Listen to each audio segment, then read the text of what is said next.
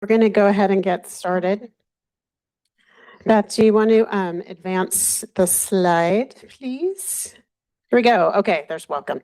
Hi, everyone. I am Jamie Strauss-Clark. I am your facilitator. It's nice to see so many of you, both in person and virtually today. Welcome to the 9th Cal HHS 988 Policy Advisory Group meeting. So today I'm going to go shortly through our meeting objectives for today. I also want to acknowledge we have a number of new folks participating as delegates, and we put a silver star for those in the room on name tags for people who are new to the Policy Advisor Group. So I just want to welcome you and thank you for being part of this today. I'm going to review the meeting objectives and how we're going to go through the meeting, and then we're going to have a few minutes for you to connect with your table mates today. I also want to acknowledge I'm seeing so much denim in the room. Ashley, thank you for reminding us that today is Denim Day. Which is, as I understand it, to stand in solidarity with victims of sexual violence. So I really appreciate everyone showing up today, either in denim or as a denim ally. And we're going to try to take a group photo maybe after lunch before we start the program again. So just wanted to give folks in the room that notification that we're going to do that. Let's advance the slide and we'll talk about our meeting objectives for today. All right, so it is a action-packed meeting. We, as always, a huge objective of this work together is to build and strengthen trust-based relationships among 988 system partners. This is a really important foundation to advancing collaboration and coordination. We want to align all of you on some recent developments at the state level and how they shape current and upcoming work. We want to reflect on outcomes and lessons from the 988 integration and sustainable funding work groups that took place in March and April. And I think end of February too. We want to review some draft examples of progress updates and provide targeted feedback to inform progress report development. Identify some ways to improve how the Policy Advisory Group operates and engages members, clarify action items and next steps, and hear public comment. So as you can see, a lot we got to cover in a relatively short amount of time. Advance the slide, please, Beth. So here's how we're going to proceed today. We're going to, like I said, have a few minutes to connect with each other, and then we're going to hear our first presentation from DHCS on the state designation process for 988 crisis centers, and we'll have some time to discuss and provide some feedback on what you hear. Then we're going to hear several updates from our state agency partners. And then a presentation and discussion reflections from the 988 integration work group. We'll break for lunch at 12:25. I'm sorry, that should say 12:15. Apologies. That should say 12:15. This might be I've noticed a couple of missing words in this slide deck. So this might be an older slide deck, but that's okay. We'll make it work. We'll do lunch and public comment at 12:15, and then take a group photo for folks in the room. We'll come back on at 12:50, and this will be a presentation from the California Department of Public Health on the Prop 1 statewide prevention communications plan. We're going to have a mission moment at 1:20 where you're going to get to see some videos that different system partners have produced around 988 awareness. And then we'll do our presentation and discussion reflections from the sustainable funding work group. At 2:25, we're going to have a conversation about Policy Advisory Group and getting your feedback. We'll do action items and next steps at 2:45, public comment at 2:48, and then adjourn at 3. This is a really packed agenda, and I'll be honest, I don't think we're going to get through all of it. So there will be times where I will say this is a great discussion and I need to move us along. So I just want you to be prepared for that. I have a sense of where the priorities are, what we absolutely need to get through versus what would be nice to get through. And so I'm gonna be a facilitator and move us along. But with that, we should be able to hit all of our priorities today. Can you advance the slide, please, Beth? All right, so just really quickly, you've all seen this many times before, but this comes out of our charter, how we've all agreed to work together. So I'm going to ask everyone, and I know it's harder when you're on Zoom, but I'm going to ask folks on Zoom to do this too. Be present and curious today, respect each other's expertise and time, and participate fully. This is a rare opportunity for us all to be together, and I really appreciate all the time everyone's giving up to be part of this. Encourage different opinions and be respectful of disagreements. Be accountable to your fellow group members and practice patience and persistence. We can't solve all of our problems in a single conversation or meeting, but we are going to remain solutions focused, and then assume positive intent and trust that people are doing the best that they can. Next slide, please. All right, just a reminder, this is a Bagley Keene open meeting. And so you've all heard the requirements here that we need to adhere to. Beth is putting a link to the guide in case you want to dive a little deeper into the rules on that. That's the slide, please.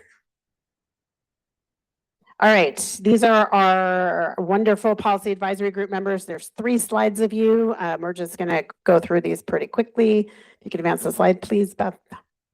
Since I realize you probably can't read them on screen. One more. One more. All right, and then this is, as far as we know, our virtual policy advisor group attendees. There was a little shuffling this morning, so like I see Christine in the room, so I know Christine's not virtual today, as an example. And I believe a few others are going to actually be in the room instead of on the screen. Advance the slide, please. All right, actually, we can take the slides down. Ivan, you're not quite up yet. All right, I wanted to have a few minutes for you all to connect with each other. I see there's a few tables where we have some new members, so I'm going to invite you to take the next 5 minutes to share your name and organization and role with each other. If you already know each other, I have a prompt for you too. So here's your prompt. When you think about your role in the crisis system, what keeps you showing up to this work, even on the days when it might feel frustrating, exhausting, or slow to change? So that's your prompt to discuss in your group. I will cue you up when it's time to circle back to each other. But again, if you haven't met everyone at your table, please introduce yourself with your name, organization, and role. And then again, when you think about your role in the crisis system, what keeps you showing up to work every day, even when it gets really hard? And now you can talk amongst yourselves. I'll mute the mic so that folks on Zoom can talk to each other as well. What's up? Hey, y'all. What you guys doing? It's so weird, Phoebe. Like, how makes it think? I know. But I'm here for it, friend. I'm here for it. Still freaks me out too. I talk about like in my county, and I'm like, oh wait, I'm not in the county.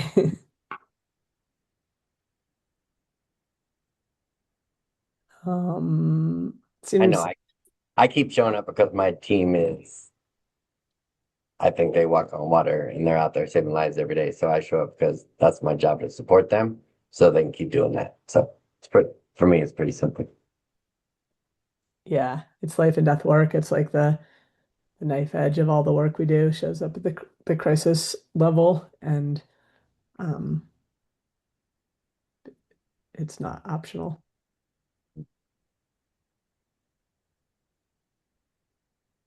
Hey everyone, I'm Alex Simpson from DHCS. Just noting that I show up every day for my sister. She has bipolar type 2 with psychotic features, and she is a frequent user of all of the services that we talk about. And she's also in the justice system. So just show up every day to make sure that we're doing the very best we can for everyone across the state, because there are many, many folks just like her. Good luck, Chad and Dan, to follow that. Jill, too. Thank you for sharing. Yeah, I can't really follow that. I think part of it is we spent so many years getting this in place, and as you all know, the devil's in the implementation. So part of me is you gotta see it through too. Sure. I'm happy to go next. I'm incredibly inspired by our members and the work that they do. And I definitely want to spend my brief and time on this earth trying to make people's lives better. And I just happen to have like a whole junk drawer of health policy knowledge that I can contribute to this in this way to support our members. And I'll just add one more thing, which is I think people with behavioral health conditions face some of the worst stigma and discrimination and unconscious bias, and they're extraordinarily vulnerable as a result.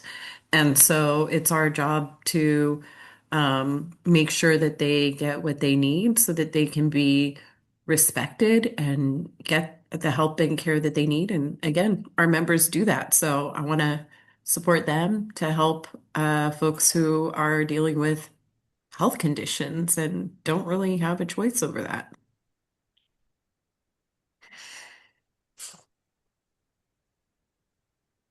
I'm happy to go next. I'm Jessica Wilson, CEO of NAMI California. I show up every day, kind of twofold. I think one is, and I say this all the time, is just making sure that there is a different path forward for people who might be experiencing a behavioral health crisis than we have had to experience. I live with a mother who has severe mental health condition, dealing with that still on a daily basis on how to navigate the system. And recently have a ex-partner who deals with severe substance use issue, and having to deal with having to navigate that system has been very, very challenging. And so on a personal level, it's really showing up every day to ensure that the system looks different for my kids if they need it and when they need it.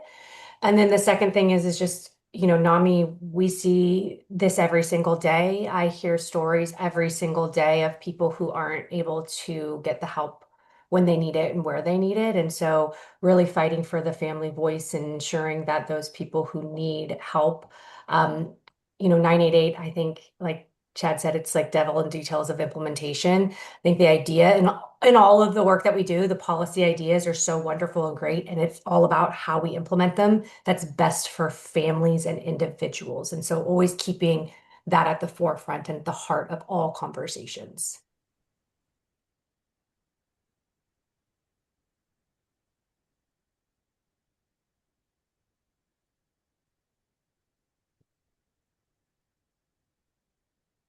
Okay, 2 more minutes, folks, and then we're going to come back together.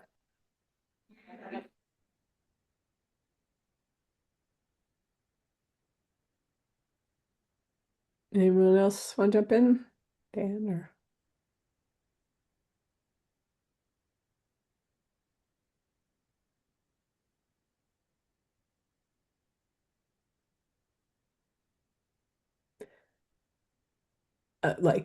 I'll just ramble for a second, but I just had one of those days yesterday that regrounded me a little bit. I got to see a cousin who I haven't seen in a really long time, and he is an Iraq war vet with a brain injury and very severe PTSD and a lot of suicidal ideation. And seeing him, and he's got his feet under him a little bit more, which was great to see. And then went back to the conference I was at, and the next speaker I saw was a Iraq war vet speaking about his attempted suicide and his very extreme PTSD and the loss of numerous friends to suicide. And it just was like one of those days that just like the universe is regrounding you and like how important this work is. And yeah, it's just so present in so many. It's such a complicated topic. Like there's so many pathways that lead somebody to that state of crisis, and so many different strategies, resources, supports needed to keep people well. Well said, Fred.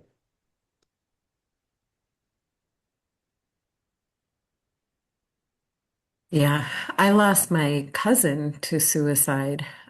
He was actually struggling with meth addiction.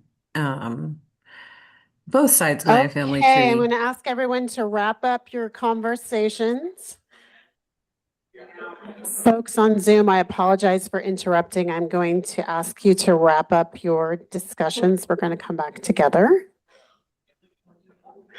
All right. Thanks, everybody. Hope you got a chance to reconnect with each other. It's been a few months since we got to be in a physical space together. We're going to move on now to our first presentation. So I'm going to ask Beth to put the slide deck back up, and I think we've got the correct slide deck now. There we go. All right. So Ivan, are you ready? All right, so Ivan's going to come from the Department of Healthcare Services, is going to present to you on DHCS's proposed approach to designating and overseeing 988 call centers. I know this is a big topic for many of you. You've been wanting to learn more about this for a while, so we're offering this update today.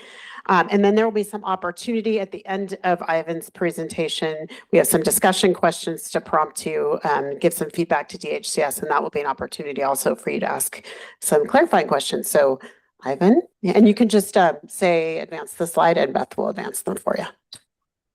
Thank you. Good morning, everyone. So yes, I'm Ivan. I'm the chief of the Medi-Cal Behavioral Health Policy Division at DHCS. Full disclosure, my kid, who's 3 years old, has like a knack for knowing when I'm going to present, and decided to just keep me up all night. So that's what we're working with today. But in my role at DHCS, my team and I oversee 988 and the Medi-Cal Mobile Crisis Services Benefit, a host of other programs. You may have heard of one of them, Medi-Cal too. So, but we've got a pretty big scope. I'm very excited to be talking through the designation process today.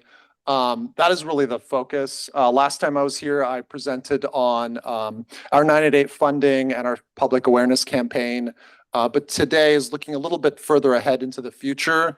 And it's specific to what is outlined in our governor's budget fiscal year 26-27 trailer bill language. So this isn't actually even law yet. And it's our first foray, it's our first stakeholder engagement that we're doing around the designation process, really wanting to get the conversation started in acknowledgement of kind of two things. One, it's really important. Two, it's really hard. It's really complicated. And so we want to be able to have that discussion. And really, I'm just going to be teeing this up. I'm going to be framing it up for us. But the focus is really around having a discussion. It's really about getting input to inform what the designation process ultimately will look like. So next slide, please. All right, before we get going, I think it's always important to start with the why. Why is a big thing for me. You know, I guess I'm oversharing today. Today's just the day I overshare, but you know, and I got expelled from high school because no one, you know, I wasn't showing up to class and no one could explain to me why it was important to do so, at least not give me a good enough reason. And so I think for us, all of us, you know, I think we have to base ourselves in our why, right? And during our last policy advisory group meeting, Ms. Tawn Hall pulled me aside and she said, you know, you didn't really mention what Assembly Bill 988 is really known as, and it is the Miles Hall Lifeline and Suicide Prevention Act. And I think his story and the work that Tawn and the foundation are doing, that legacy, that roots us in our why, right? That is part of our why. People like Miles, we want to avoid scenarios like that happening. That's what we're doing, right? That's why we're doing it. So just wanted to acknowledge that and thank Tawn for kind of course correcting me on that. Oh, thank you. Thank you, Ivan. I appreciate you. Thank you. So getting into the designation process itself, I think the first time it was really publicly outlined was in the 5-year implementation plan that our California Health and Human Services Agency developed in partnership with other departments. And it is very brief, but it covers, you know, the implementation plan covers a lot of different areas, right? It talks about what the future of 988 looks like.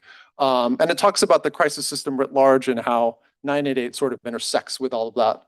And we're going to focus on that for just a brief moment because, again, that's our why. Why are we doing this? And it's because it's in the 5-year implementation plan along with a host of other reasons. So next slide, please. And we did include the link on the last slide. I think it's on page 52 if you happen to have a computer in front of you and want to check out the implementation plan. But this is the goal specifically around the designation process. And it states, establish a process to review, designate, and redesignate 988 crisis centers to meet network coverage needs and to connect help seekers to local resources. Doesn't get much more expansive than that. It's intended to be broad. And our implementing leads are California Health and Human Services Agency, the Department of Healthcare Services, that's me, my team, and then an implementation partner, of course, Cal OES, responsible for a lot of important aspects and also represented here. I see Steve, but important around the technology, the equipment, the surcharge, etc. Next slide, please. So the 988 TBL covers a few different things, but again, our focus today is around the designation process. And it's linked here. It's available on the Department of Finance's website as well. And essentially, the designation process is quite broad. It really is intended to establish a framework, as we note here. And so that includes what's the definition of a 988 designated, a designated 988 center, the timeline to develop the designation framework, which would be no sooner than October 1st, 2027. And I know that's pretty broad, right? Like no sooner than October 1st, 2027. That window could be like October 1st, 2027 to October 1st, the year 5000, right? But what we're intending to do is get the designation process as close to that date as possible. Of course, that timeline will be informed by all of the feedback that we get and what needs to go into that designation process. And then we also outline the timeline for a 988 center to be able to be approved for a designated 988 center as a designated 988 center by December 31st, 2029, meaning basically an existing center would have to receive designation by then to continue to be eligible for AB 988 funds and to be part of the network. Next slide. All right, so this is pretty much how the TBL outlines DHCS's responsibilities. It is very broad. One of the questions that I have frequently gotten since this was published was, why isn't it more prescriptive? Why don't you say more about what this process looks like? And we are broad by design. We don't want to be overly prescriptive in our statute and then be bound to that, because this is incredibly new territory. There's a lot of unknowns. We don't know what we don't know, right? And what we aim to do is really conduct a really robust stakeholder engagement process, kind of akin to our Medi-Cal programs, where it can be multi-month, sometimes multi-year, to be able to capture all of the feedback that we need to create a process that is as effective as possible. And so I'll just walk through what this looks like at a high level. But again, there's going to be a lot of detail that's going to be prescribed and released through what will likely be a behavioral health information notice, which is the vehicle that we use at DHCS to outline a program's or policy's requirements.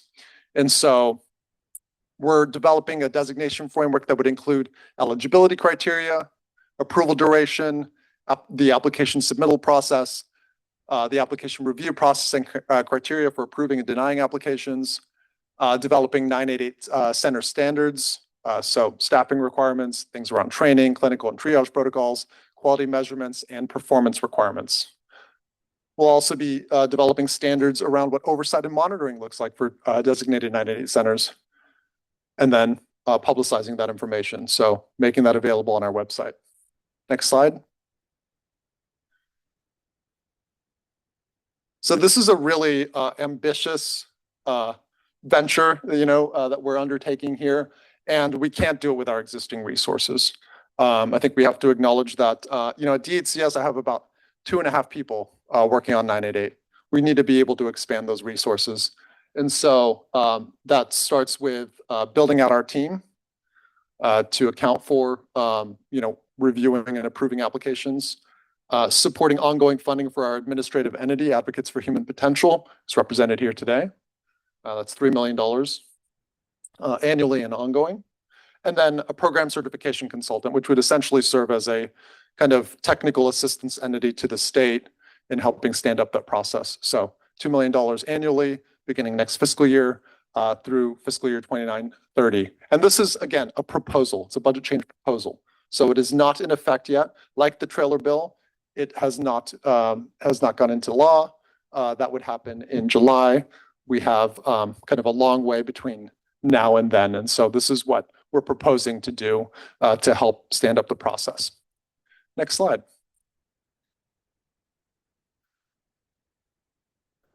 So we've got the time for discussion. In fact, that's, again, like I said, the focus of today's presentation is really getting your feedback. These are just some questions to get us started. We can be much more expansive than that. And these are just some of the critical ones we thought of at first, but didn't want to limit ourselves to that. And so I'll just go through this one by one, and then we can go kind of more expansive, or you can do that. Do you mind if we just pause really quick and see if there's Yeah, any let's clarifying pause. questions about you Yes, presented, please. and then we can dive into the discussion? Does that Absolutely. work? All right, so let's start with asking the group if anyone has any clarifying questions. People in the room, policy advisory group members and delegates in the room, if you could do that thing we do where you tip your table tent on its side to signal to me that you want to talk, I'll bring the mic to you. If you're a policy advisory group member or delegate participating on Zoom today, please use the raise your hand function, or if you'd prefer to put your message in the chat, put it in the chat and send it to me, Jamie Strauss-Clark, and I will call on you. And I'm going to start. I see Michelle has a question, Michelle Cabrera. So Michelle, if you want to go ahead. Thank you, and sorry I couldn't be there. I've been battling a cold and didn't want to expose everybody. But I did want to just mention, I think that it's really important for the state to pursue a designation process for our 988 crisis centers. CBHDA represents 2 out of the state's 11 call centers currently, those in Santa Clara and Kern. And for the local level, County Behavioral Health is responsible for the vast majority of the services that are in the current behavioral health crisis continuum as we know it. And, the field is really dynamic. There are constantly new opportunities and also new threats like HR 1 or the potential loss of mobile crisis state funding for Medi-Cal, which could undermine and undercut the progress that we've made thus far. So, for us locally, having the ability to have some more standard expectations about how 988 across the state will interface at the local level is really important because each community has its own set of strengths and resources and also, gaps. And so, I think this is one important step to ensure some more consistent expectations throughout the state of our call centers. And it needs to be iterative and flexible enough to adjust to that evolving landscape. But part of my point was, I think it's really important, again, to realize that just changing sort of who gets to be a call center and what the state expects of them, there's still that sort of plugging into what resources are available at the local level. So 988 is a conduit. It's a really important portal or doorway into what happens at the local level. And so there's got to be a better way to ensure that coordination, communication, and collaboration across the state. Michelle, thanks so much. I'm sorry you're under the weather. I hope you feel better soon. Did you have a clarifying? I appreciate your comment. It sounds like you are encouraged that the DHCS is moving forward with going through this process and creating this opportunity. Did you have any clarifying question there that you wanted Ivan to ask, or was that more of a just sharing your feedback on this? No, okay, just the great. feedback. I see. Okay, thank you. I see Tom Rentfree. I'm going to hand you the mic. Thanks. Ivan, I just had a clarifying question. It goes back to the slide on the funding piece.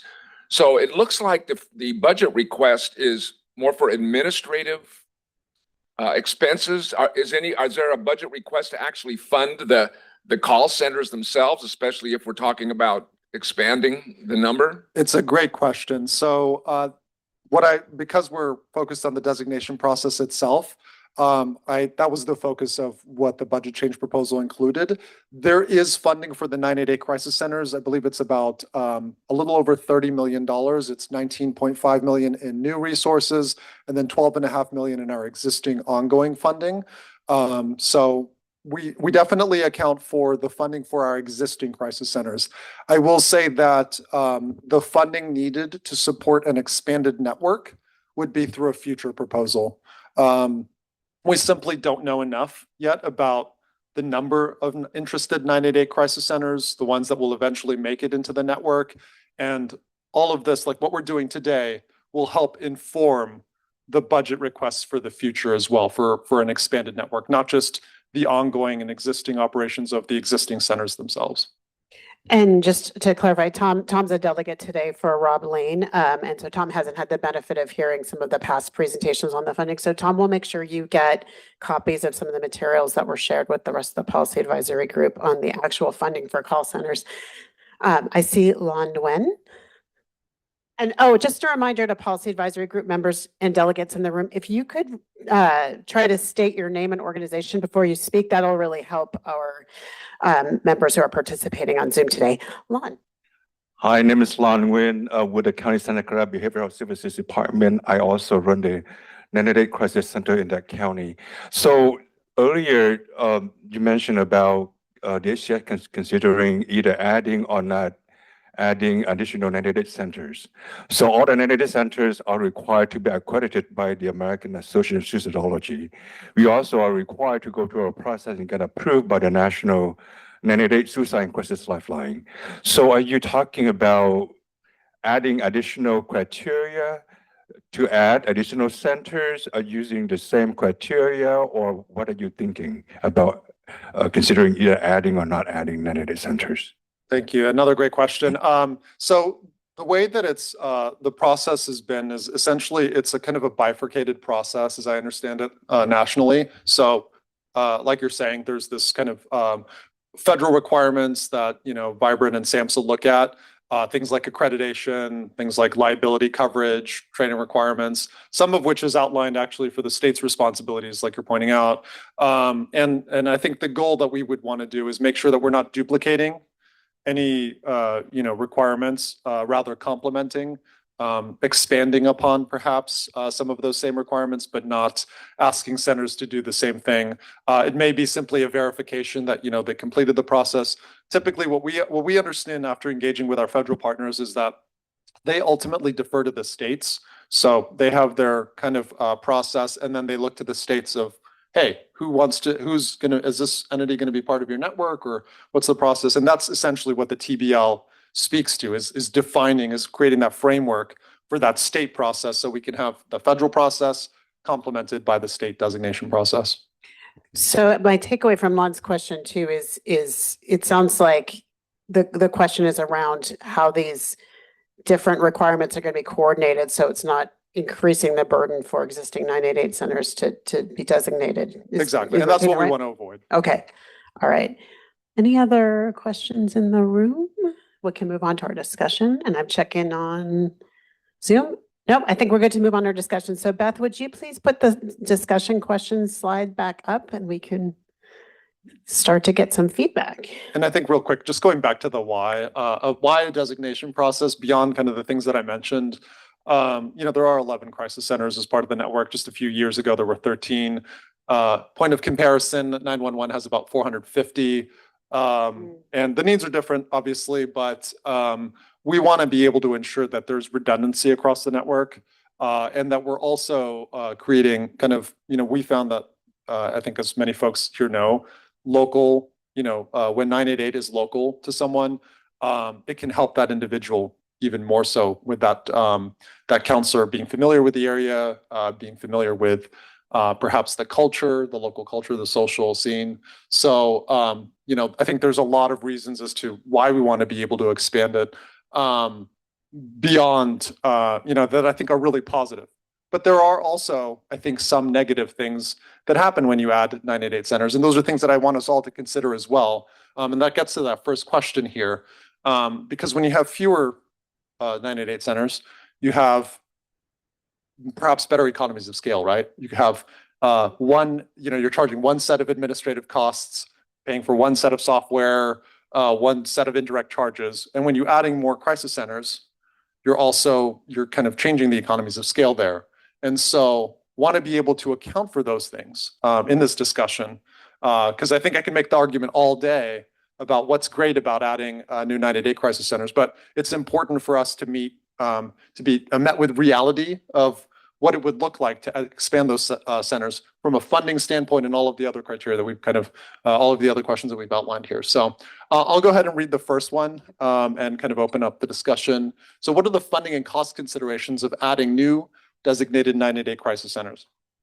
And before we take answers to that, Ivan, I just want to confirm, you said at the beginning that this is kind of the first rollout of this conversation and stakeholder engagement. So this is an ongoing conversation. And if people have more to add down the road, there will be opportunities, it sounds like? Yes, this is going to be a multi-month, year-plus process. And we'll be engaging, as we do on the Medi-Cal side, like I noted, working with counties, county associations, provider associations, and of course the 988 crisis centers, the 988 consortium, just a whole host of different stakeholders. Okay, so the opening question, and actually I think we can, if folks have answers to any of these three questions, we can take those. But Ivan specifically asked to know what your thoughts were on funding and cost considerations that DHCS should be thinking about as they're engaging in this designation process. So we heard Michelle offering some reasons why it would be great to expand these opportunities. What are some considerations that DHCS, so sorry, I keep butchering the acronym, DHCS should be considering? Let's see. Oh, it looks like Nargis. Hi, everyone. Nargis Dillon, Crisis Support Services of Alameda County and also 988 Consortium. I think that any regional center, we should make sure there is enough of a incoming call volume in order for the 24/7 coverage to not result in each contact. Basically, we want the counselors to have maximum productivity possible, for lack of a better word. There are shifts where my center, which is a mid-sized center, has 9 counselors on shift. So whatever the regional center is should be large enough to be able to have at least 2 or 3 counselors on shift at any given time in order to be financially not burdensome. Thank you. So Nargis, I'm hearing you say there's some fixed costs involved with having a center and you need to make the juice worth the squeeze. You're yeah, okay. If you're sitting for 45 minutes inactive before you get a call, that call is going to cost a lot more than a call at a center where the phone is constantly ringing. Okay, thank you. Let's see. I'm going to check and see if we've got any hands up online here. I don't see any. So why don't we move to the second question? But oh, sorry, who did I miss? Oh, sorry, Matt.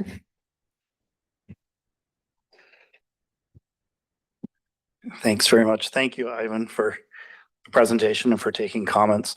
Matt Taylor, DD Hirsch Mental Health Services, 988 Center.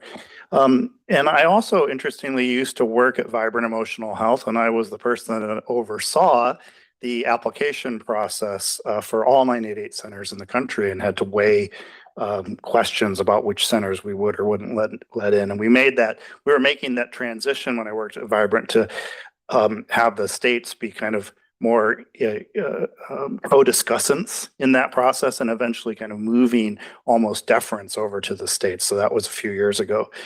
And I guess my comment on the first question there is that I appreciate you talking about kind of the efficiencies and economies of scale. And the difficult questions you'll have to balance there. And my comment is that I think that the way the current structure of the 988 centers that we have is a very smart one, because essentially we have regional centers, and even centers that may only have a primary coverage of one county, meaning they're first in line to receive the contacts for one county, they still provide backup services for usually 2, 3, 4, 10 counties. So in this regard, the current structure of the 988 network in California is really a regional approach.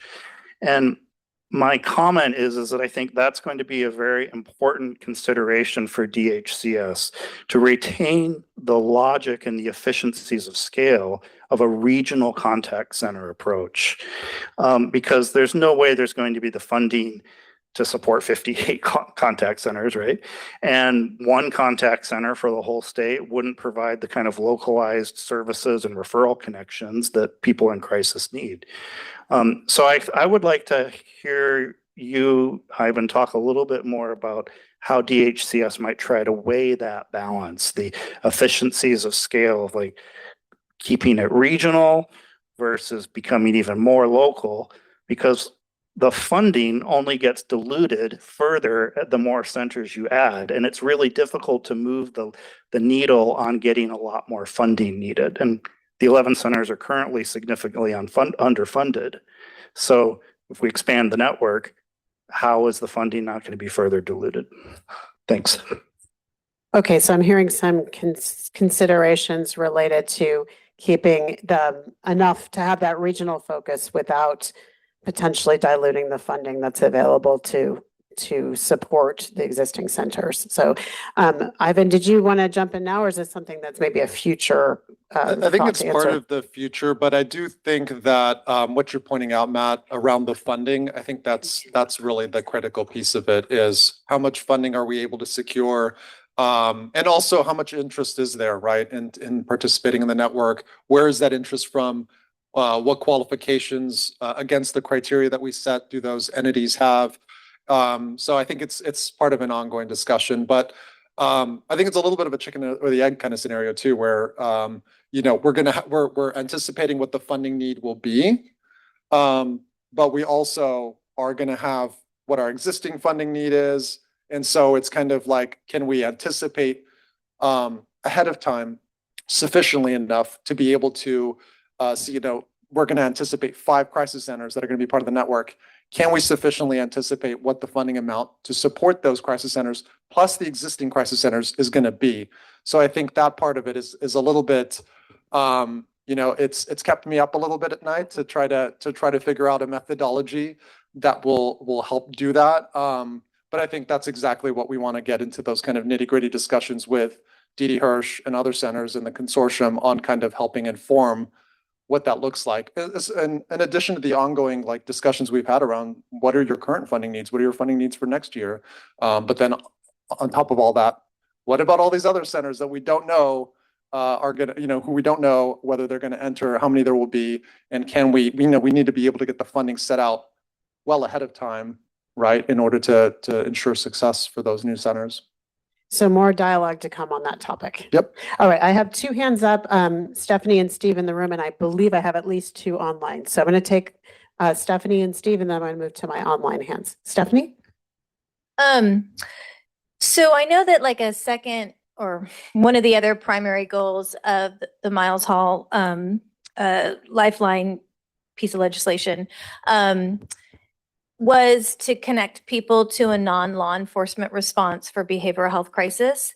How are we thinking about how that fits into the consideration? Because in my mind, I think that's an argument to have more localized centers as well that have capacity to dispatch mobile crisis, or at least be working with the county to figure out how to do that in a responsible way. So I don't know if that actually fits with the first checkmark question that we're supposed to be going on, but is that something that you guys are thinking about, and in what way? Yeah, that's a big question, right? Outside of even just 988, was what does the crisis system around that, in that region or in that County or wherever, what does that look like? And how are we able to integrate 988 with the local resources available to that area? So I think those are, again, additional criteria that we may have to consider is not just about the qualifications of the organization that's applying, but what's around it? What's their capacity to be able to connect those to those services? Are those services available? I think those are all important criteria that we have to consider. All right, so we're talking about a few different pieces to balance here. The economies of scale for the crisis centers, how we are able to divert calls that don't require law enforcement response to 988, and that balance we're looking for between local enough, but also not diluting funding. Those are the few of the issues that have come up in our conversation today. I'm going to hand it over to Steve with Cal OES, and then I'll take some folks on. That's great. Thank you. I'm very encouraged to hear the discussion around economies of scale. And you mentioned, I think, Ivan, a little bit about on the 911 side, having 450 answering points creates its own challenges. And, so having a sensible way of scaling up, I think, is important. And it also occurs to me that we're still in sort of like a demand discovery phase. Every time a new set of data is published, it looks like the demand for services is increasing at a pretty steep rate. And so I think what that tells me is we don't know what the full magnitude of demand is right now. And so I think your point about being deliberately broad in characterizing things is very on point, because until we actually get to a point where it levels off, we don't know how much the total demand is. Where this is going with respect to the current discussion point is at some point, it may turn into a situation where we need to scale down in one area and scale up in another area. And so having that flexibility in whatever the decision points are and the key indicators needs to be scalable, because the demand isn't necessarily going to stay in one place. It could shift regionally to other areas. It could continue to grow and grow in a different place than it normally grows in. So being able to adapt to the real world, I think, is important. So don't make whatever the criteria are so specific that we can't adapt to what's happening in real life. Thanks, Steve. So I hear you raising the question of having some flexibility in this process so that the accreditation can be responsive to changes in demand at regional levels. Do you have that right? Okay. I'm going to go see what questions we have online here. And also just noting, that's exactly why we have bulletin authority, is to put out our guidance, and flexibly, if we need to update it, as we have in the past for many of our other programs, then we'll have to do that. I anticipate learning a lot ahead of launching this process, but also once it's launched, we'll probably have to make, iterative improvements. I think that's something we all have to come into with open eyes. All right, I'm going to move to online, and then I have a couple more hands up in the room. And Beth, if you don't mind taking down the slides so we can see our policy advisory group members on the Zoom screen. Phoebe is going to go first, and then I'll call on Michelle. Phoebe. Hi, all. Sorry I'm not there in person today. Yeah, I just want to speak a little bit more to that sort of tension point between economies of scale and local responsivity, and probably speaking more from my experience in Nevada County specifically. I think sometimes economies of scale becomes trying to serve very large areas with singular entities that aren't based in that area and where there's not a lot of connectivity. And this really speaks to like your second discussion point around what factors should DHCS consider. I really think it's critical that before a county is sort of represented by an entity, that the county is actively involved in choosing that solution as a thing that makes sense in their network of care. And I think there's a little bit of a tension point between, an existing suicide prevention hotline system and then county responsibilities for the rest of the crisis spectrum, which is the mobile crisis component and the sort of where people go component of the crisis response system. And that in marrying those two things, we have to be incredibly thoughtful about how we're going to address local needs. And again, speaking to the Nevada County experience, we were represented by in that regional mapping by a suicide response line that we had zero connectivity with, and then they literally went out of business and we didn't even know it. And so like that, deep lack of connectivity to the county level experience is really highlighted by that type of sort of shocking system change that we weren't connected to, and that was true for many of the rural northern counties. And so when we think about sort of the economies of scale, the other place to look is like where else are there 24/7 functions that counties are providing by requirement. And every county has a 24/7 triage access crisis line that gets a pretty high volume of usage. And so I think we have to also look at other ways of thinking about how to minimize the new expenses, because I definitely understand that need, but increase local connectivity wherever possible. Thanks, Phoebe. So this is reflecting on your recent previous job and your experience there, and making sure that the process considers county voice in making designation choices, and that connectivity in particular, because you need some there when people call 988, right? Yeah. Okay, let's go to Michelle, and then I'll come back. Oh, sorry, go ahead. Just really underscoring that piece. Like if we want 988 to be the beginning of a crisis system, not a standalone service, it's got to be deeply linked to the rest of the crisis system. That's probably the high level takeaway. I'm glad you put the exclamation point on that. That's kind of a key theme of what we've been talking about at the Policy Advisory Group. So I appreciate you emphasizing that. Let's go to Michelle, and then I've got another hand up in the room from April. Michelle. I think it's important for us to parse out as well that the designation process is important from a coordination oversight perspective, and the fees side of this. I keep hearing concerns about, do we have enough for the current call centers? No, right? And so of course that would raise concern and anxiety about bringing in new call centers. And I think we can agree that the process for setting the fees has up until now not been enough, right? We don't have a good enough process for determining what is the right amount to keep pace with current costs and future expenditures. I think it's alarming that we've lost call centers in the last several years, and that others are talking about being on the brink of closure. We don't want to see our existing call centers fold. This is, we think the capacity that's been built within those organizations and the experience that they have performing the National Suicide Prevention Hotline functions is really important.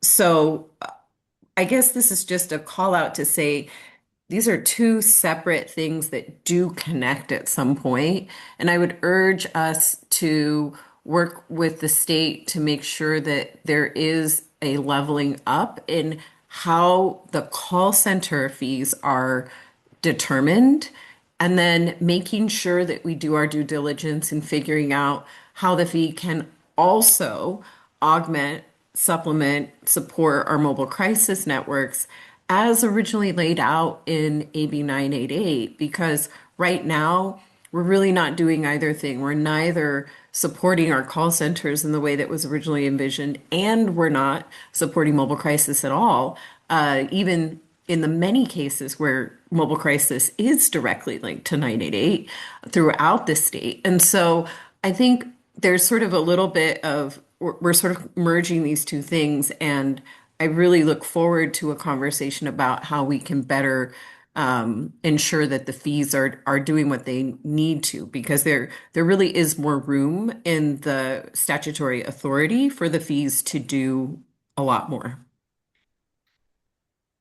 Thanks, Michelle. So Michelle's raising up a point that we've talked a lot about, in particular in our sustainable funding work group, and I'm sure we'll be talking about more when we get to that this afternoon, that the issue of actual funding for 988 and ultimately for mobile crisis and the question that Sustainable Funding Work Group members raised around how that initial appropriations, not the methodology for setting the fee, but how that initial appropriations was arrived at and what information goes into that.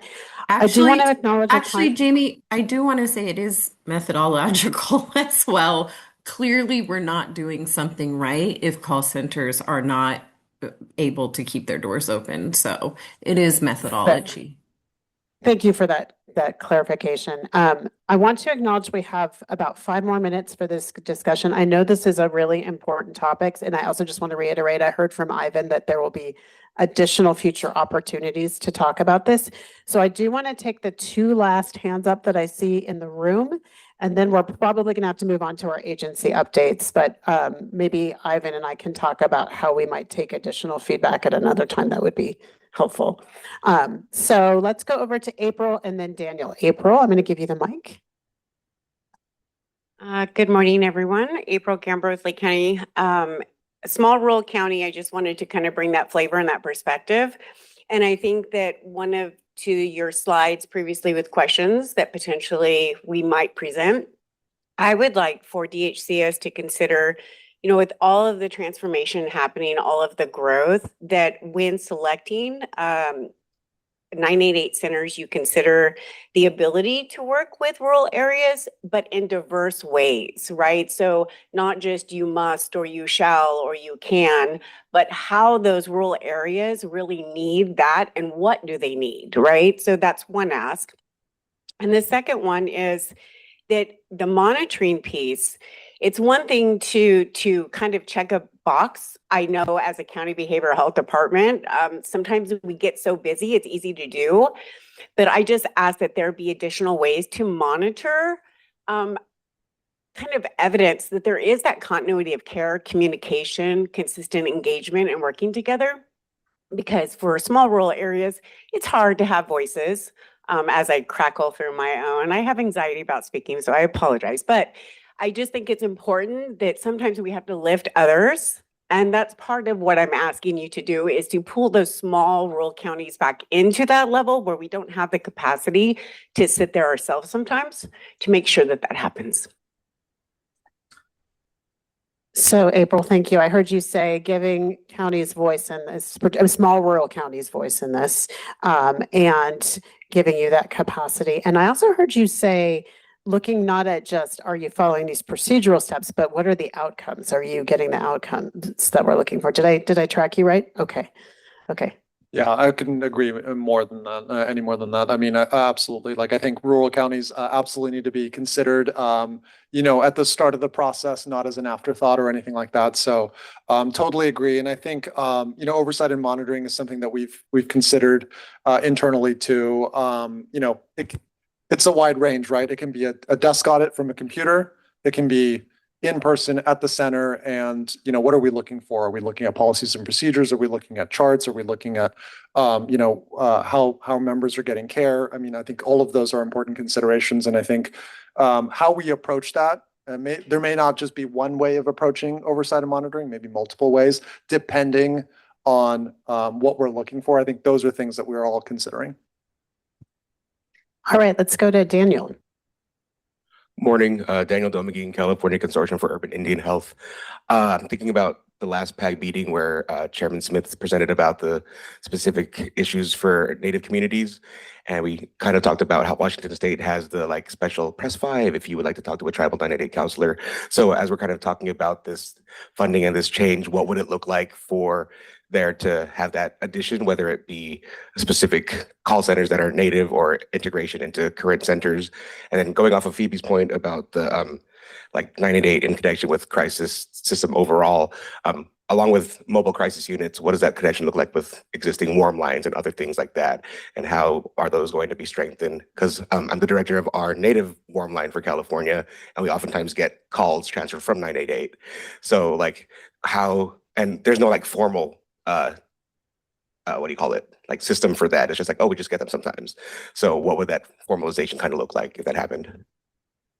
Yeah, but I think there's been a lot of training, and other considerations around what that looks like. We've been having discussions around like, I think there's been, what does a press 3 option look like for California, right? And what does a native or tribal line look like for California? I think we've gotten a lot of feedback already about that. And I think that's another way that we can, establish, a certain like designation framework around that specifically is having, do we want, sub networks? How does that interplay with the national line and our national partners working with SAMHSA and Vibrant? Yeah. So we are just out of time. Carmen, is it something? Okay. Carmen has a quick comment. I also want to share a comment that Phoebe posted to the chat to reemphasize the point from April. A reminder that our highest rates of suicide in the state are generally our small rural counties. I'm going to hand the mic to Carmen, and then we're going to let Ivan wrap up this discussion and move on to our state agency updates. So let me hand it over to Carmen.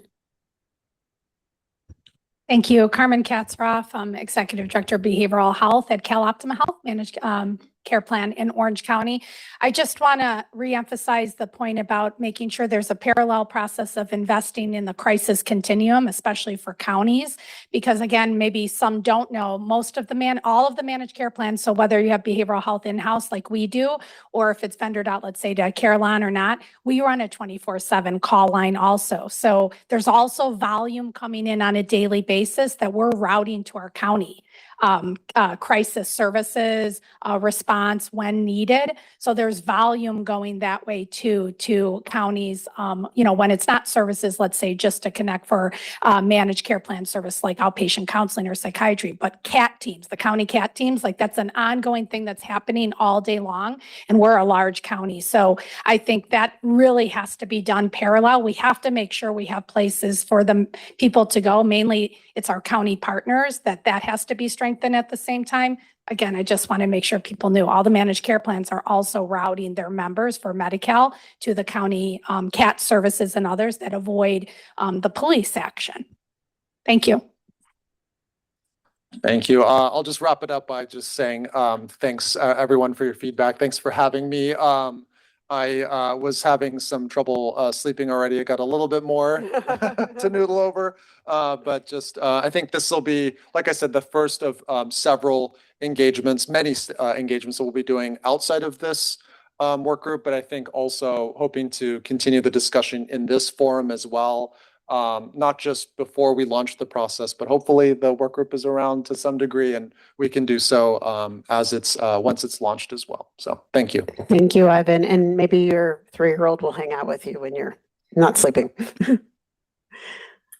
All right. Thanks so much, Ivan. Really appreciate the time and opportunity. Beth, could you put the slides up, please? We're going to introduce some of our state agency folks. So here's the order. I'm going to ask Stephanie Welch from Cal HHS to come up. And then after that, Steve Yarbrough from Cal OES has updates from that department. Then Gabby Santoro from EMSA will share some updates with you from what's happening at the Emergency Medical Services Authority. And finally, we're going to hear from DMHC, Amanda Levy and Austin Trujillo. And then I'm going to ask everyone if you could hold your questions until we get through all of the updates, and then we can we'll have a few minutes to tackle, hopefully have a few minutes to tackle questions. If not, I'll come up with a plan B for how we get your questions in and answered. So I'm going to hand a mic to Stephanie. Yeah, that way they can see you too. Okay.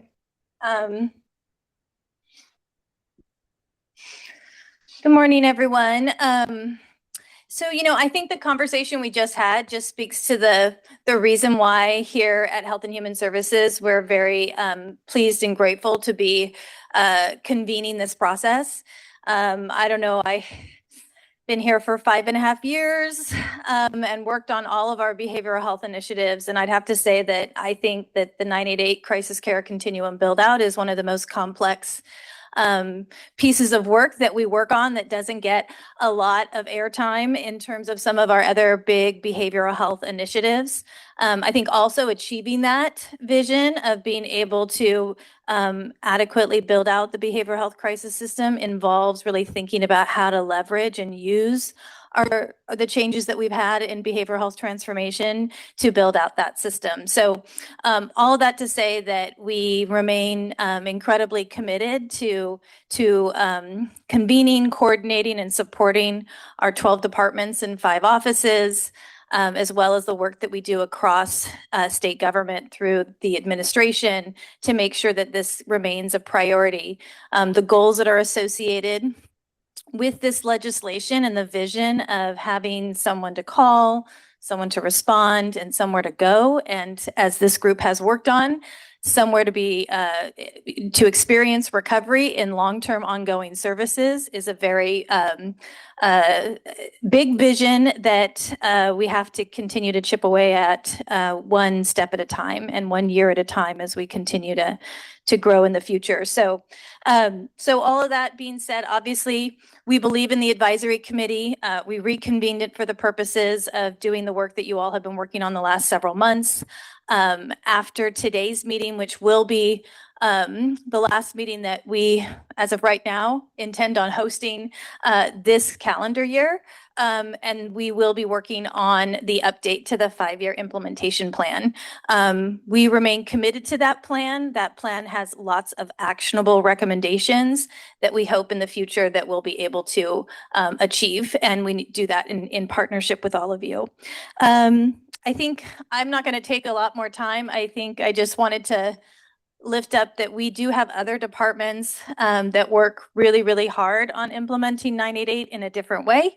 And that includes both our Emergency Medical Services Authority and our Department of Managed Healthcare. Today, you have already heard from the Department of Healthcare Services, and this afternoon, I think it's this afternoon, sometime today, you're going to hear from our California Department of Public Health. So Dr. Bowie, who's back in the corner, does all of the yeoman's work of leading the departments and working with many of the constituents and stakeholders in this room.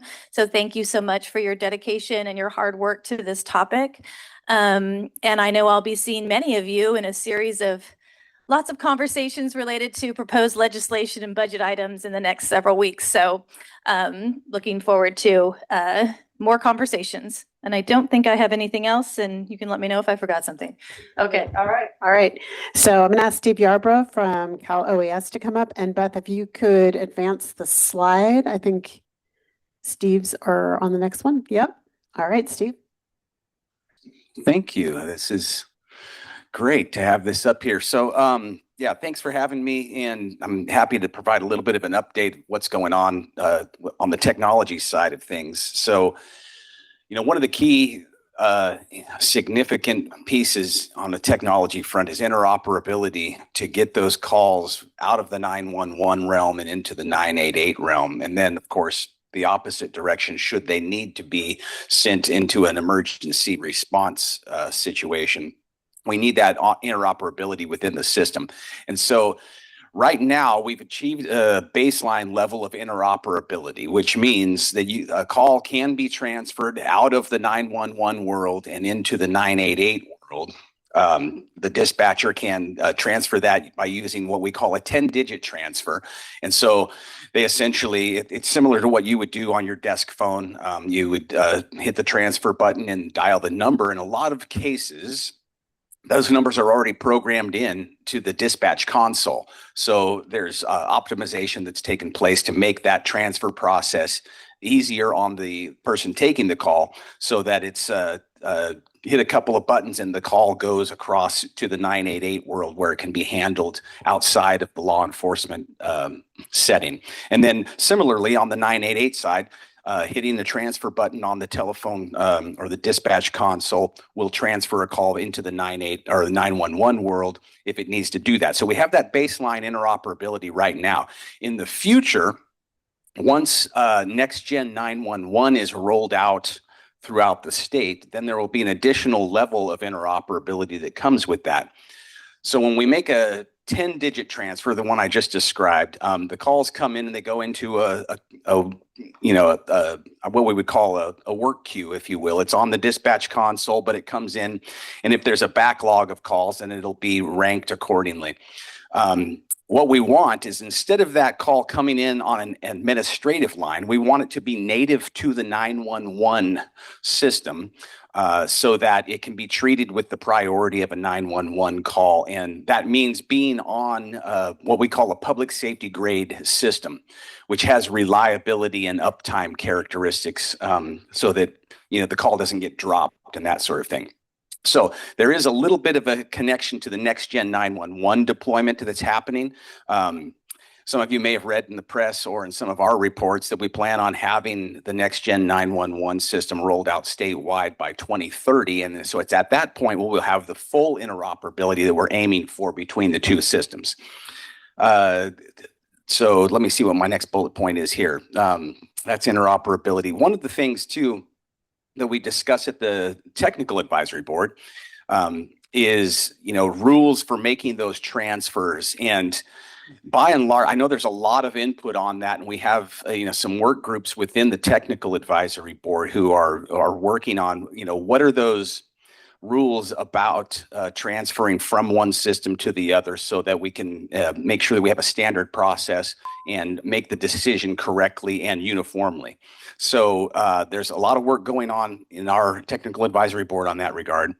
And then I think I wanted to make the distinction too between the system and interoperability, and then the call answering system that is on the console where the call taker sits.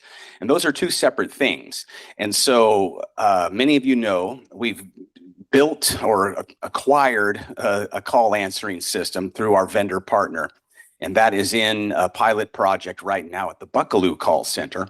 And that obviously creates some functionality and uniformity that I think many of the call centers throughout California would enjoy, but not necessarily all of them.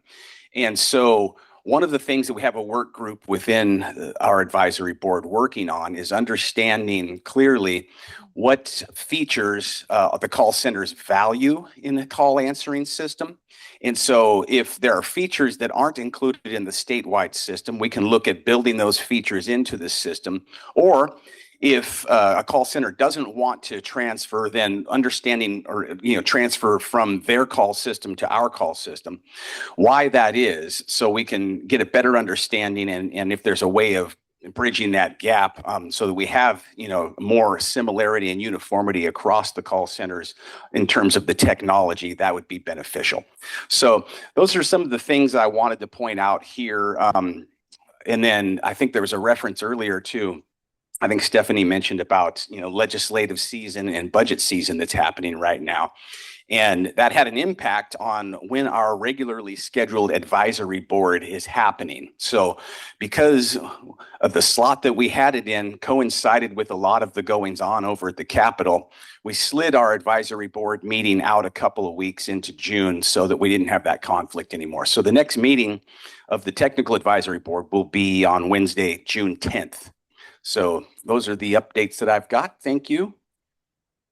Thank you, Steve. And as a reminder, we'll take some, time permitting, we'll take some questions for our agency leads after we get through all of our updates. Now we have Gabby Santoro with EMSA, and I'm going to ask Beth to take down the slides. And let's just switch that guy on. There you go. Thanks so much, Jamie. All right. Yeah, nice to meet everyone. Good morning. I'm Gabrielle Santoro, Chief Deputy at the Emergency Medical Services Authority, or EMSA, as it's been referenced. I'll note that my updates will be more short and sweet. They build off of the really insightful updates and context that both Stephanie and Steve had provided. Again, for context from the EMSA perspective, EMSA really operates at the junction of 911, the hospital system, and an EMS. So, in the vast majority of cases, when EMTs or EMS providers are called to provide emergency medical services, they're doing that in response to a 911 call. And then, building off of that, the successful integration or implementation of the 988 system really relies on, what Steve was speaking to about the transferability between or interoperability between 988 and 911. So to that point, EMSA is participating in the technical advisory board that Steve had mentioned, really with the focus on looking at those transfer guidelines between 988 and 911. So when someone is making a call who is in urgent need of assistance, to make sure that we have protocols to make sure that they get the assistance they need. So do they need 911 services? Do they need 988, or do they need EMS? So that's what we've been working on. I believe there is a current draft of those guidelines posted on CaliWest's website, and EMSA continues to work in partnership with them through the tab. But that concludes my updates. Thanks, everyone. Thanks, Gabby. Nice to meet you, and thank you for being here. And Tenley, I believe, has been posting links to all of the documents that were referenced, including the 911 988 draft transfer guidelines. I am now going to ask Amanda and Austin. Oh, Austin's going to do it. All right. All right, Austin, welcome. Thank you. Good morning, everyone. So on behalf of the Department of Managed Healthcare, our piece is specifically looking at mobile crisis and mobile crisis claims from the commercial health plans. So I have a quick update regarding kind of our work in the past 6 months related to that. So with the support of CBHDA, so Michelle's group on the call here, we worked with all the counties to collect mobile crisis commercial claims data. So thank you for the 20 counties that participated in that data submission. So with those 20 counties, we looked at approximately 1,200 denied and underpaid claims from the 20 counties. And we confirmed several challenges and several kind of some technical issues that a lot of our stakeholders, a lot of our partners have identified already, but we're able to kind of confirm those challenges. Particularly, we identified that some commercial plans are denying claims due to lack of prior authorization, stating services are not covered by the plan, and denying because the claims exceed the maximum allowed service. So we also saw some challenges related to just claims lacking the needed information. So there's some technical assistance we may be able to do around that. And then also moving forward, we will be working with the Plan Association, the larger commercial health plans in the state, to kind of rectify and work on some of those denial errors.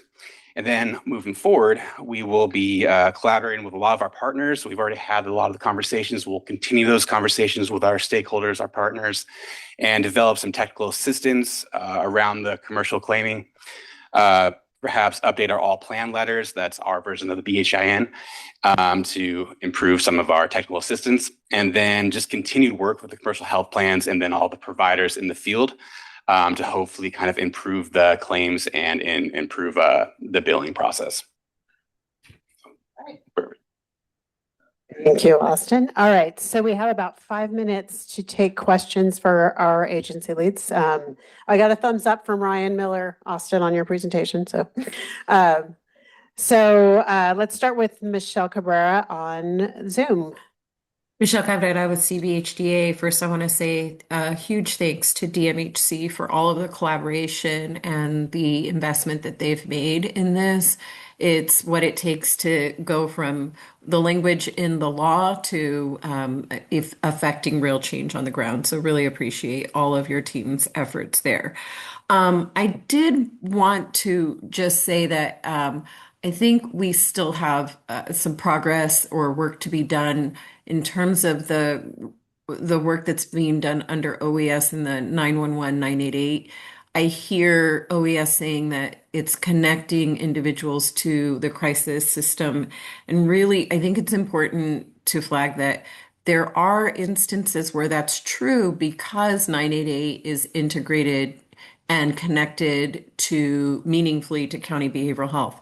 So there are contractual relationships where counties have contracted with a 988 call center that is privately run to do their access line functions or to connect to their 989 or mobile crisis dispatch through 988. San Diego, Los Angeles, Sacramento come to mind. However, the vast majority of the state is not connected and integrated that way with their 988 call centers. And so moving forward, I think it's going to be really important for all of our stakeholders to know 988 today, it does not guarantee that direct access into your crisis system. That's just foundational. We have work to do still. This is iterative. We're making steps, we're making progress, but 988 is connecting people to the National Suicide Prevention Hotline crisis counseling for individuals and family members who are dealing with emotional support needs, right? The crisis system is a whole other thing. And right now, that's largely run through county behavioral health for behavioral health crisis or through 911 for emergency and medical response. So there's still a missing step here, and we can't take it as sort of a given that if a call is going from 911 to 988, that it's going to get to us in county behavioral health. And that work just it's ahead of us. We still need to finish the job there. So Michelle, I'm hearing you emphasize that the technology is a work in progress, and that step of really creating those meaningful connections across the state between 988 call centers and all of the community-based services and county services is still work ahead. All right, I see Nargis. It's not the crisis system. So I just want to be really clear that 988 Oh, I apologize. does not equal crisis system. Thanks. Yes. Thanks for putting the exclamation point on that. Nargis. Thank you. Nargis Dillon, Crisis Support Services of Alameda County, which is a 988 center and 988 consortium. I think one of the things that I want to put into context for the group is that for well over 90% of people who contact 988, 988 is the intervention. So 988 is not meant to be a connection to another thing. 988 is a thing. Like that is the intervention for most people. When people need access to other resources, we will connect them. But I think one of the things that occurs when we focus on mobile crisis connections, when we focus on county behavioral health connection, when we focus on 911, we end up focusing on, it's really important, those are like the most acute callers, but they are a significantly smaller percentage of our callers than the majority of the well over 550,000 contacts that comes into California are wanting that 988 service without actually wanting the next thing. So I think just wanting to put that in context, that when we think about the piece that's not there yet, that is not the biggest part of the system that we're running. And Nargis, I hear you saying by biggest part, you mean the numbers of, yeah, okay. All right. Got time for one more question. Tara.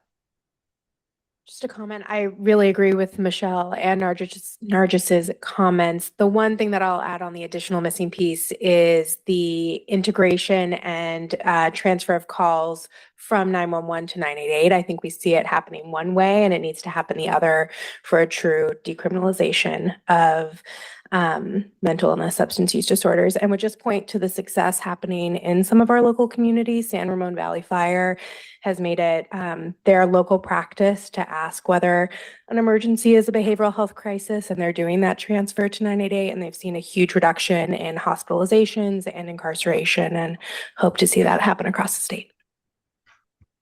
Thanks for lifting up that example of a success story. Sure. All right. I'm just checking in. April, was that your sign up from before? Okay. And Steve, you too, is that a legacy? Okay, great. Matt, I can give you like 30 seconds. Could you do a quick one? Okay.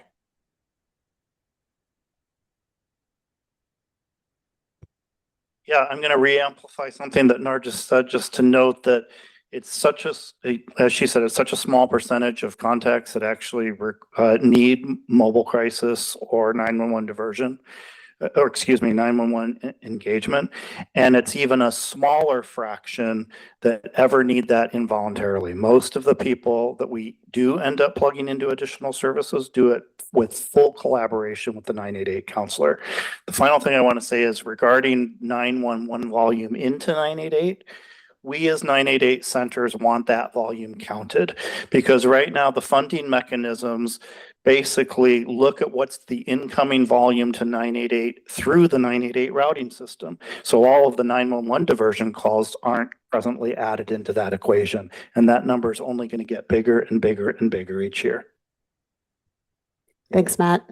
All right, we're going to move on to our next agenda item, which is, and Beth, if you could pop the slides back up, we are going to check in with our 988 implementation work group, which I know many of you are members of. So hopefully this report out will sound familiar to you. And April is going to be presenting, but that's okay. I'm going to queue you up, so don't worry. April's going to be presenting some reflections from the 988 work group, and then we're going to have some time for discussion. So the next slide, please. I'm going to set it up for April. So I just want to remind everyone, including folks who were not part of the 988 integration work group, this is a synthesis of the key themes so when we got together in January 28th, so 3 months ago, one of the questions I asked you was, what are the issues you think the 988 integration work group should tackle?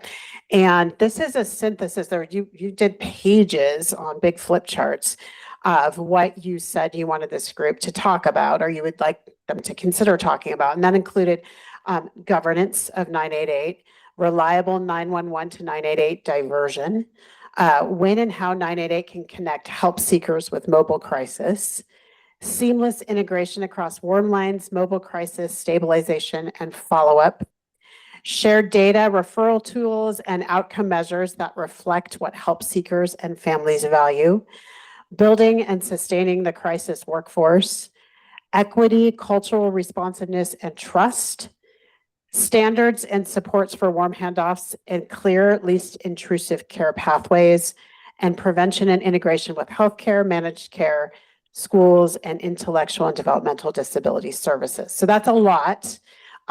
We had two-hour work groups to tackle some of these topics. We also wanted to focus in on particular the ones that directly related to goals in the 5-year implementation plan. So we were building on rather than duplicating work that the policy advisory group had already done. So what we're going to do is, April, if you could advance the slide, Beth, please. Oh, actually, before we queue up April, I want to acknowledge and thank our 988 integration work group members. I realize you can't see everyone's name sitting in the room here, but I think the takeaway here is so many of you and other colleagues too who are not policy advisory group members engaged on this topic. And so I just want to acknowledge and thank all of you for doing this. Next slide, please.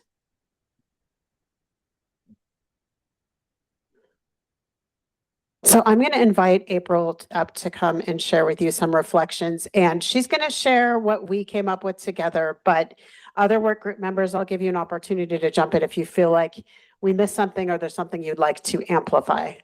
Yep, so you can use that one, it's on. Okay, hello everyone again. So I really want to express my gratitude to be able to stand up here today and kind of represent small rural counties and to kind of share out what our integration work group had focused on during the sessions in which we met.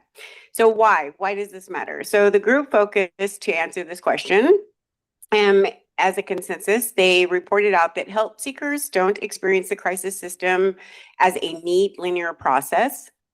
2, when integration is lacking, there's experience many involve in delays, confusion, and broken connections. On the other hand, when there is a strong integration, help seekers are able to get the support that they need regardless of how they enter the system.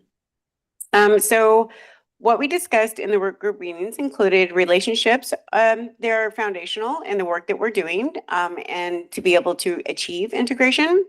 Integration happens where relationships already exist. Trust and ongoing communication are what actually make systems work, especially in rural and tribal communities. Integration is about fixing handoffs. So integration is critical as we mentioned today. Oh, sorry. Hi. Can I ask everyone online to mute, please? Thank you. Okay, sorry about that. No, it's quite all right. It broke, I think it I broke think my a dog or a nerves, so child might have been. I appreciate that. So integration is critical as we discuss transition between 988, 911, mobile crisis, counties, tribal, urban, Indian services, hospitals, and follow-up to care. We also talked about the idea of having shared tools like common triage criteria tools for clarifying roles and responsibilities across collaboration. Training, I think that training really kind of was echoed in understanding what each of us are doing. The ability to know about local resources, maybe potentially having a local resource directory. And the other supports could reduce the friction between the handoffs that we sometimes have experienced. These tools don't replace the relationships, but they do reduce the guesswork that I think many of us are currently trying to navigate. So, local conditions shape what integration looks like. So across California, I'm not kind of speaking to you all as you all know this, but across California, the various crisis response systems, they look very different across different regions and populations.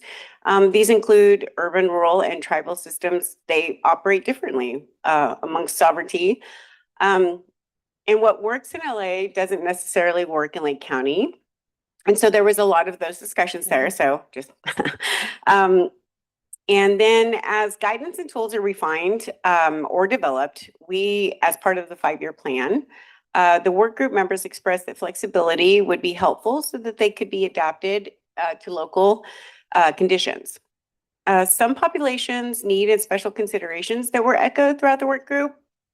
Was some of the participants highlighted the need for specific groups, people with IDD, people actively considering suicide, older adult populations, caregivers, trans and non-binary individuals, and tribal communities.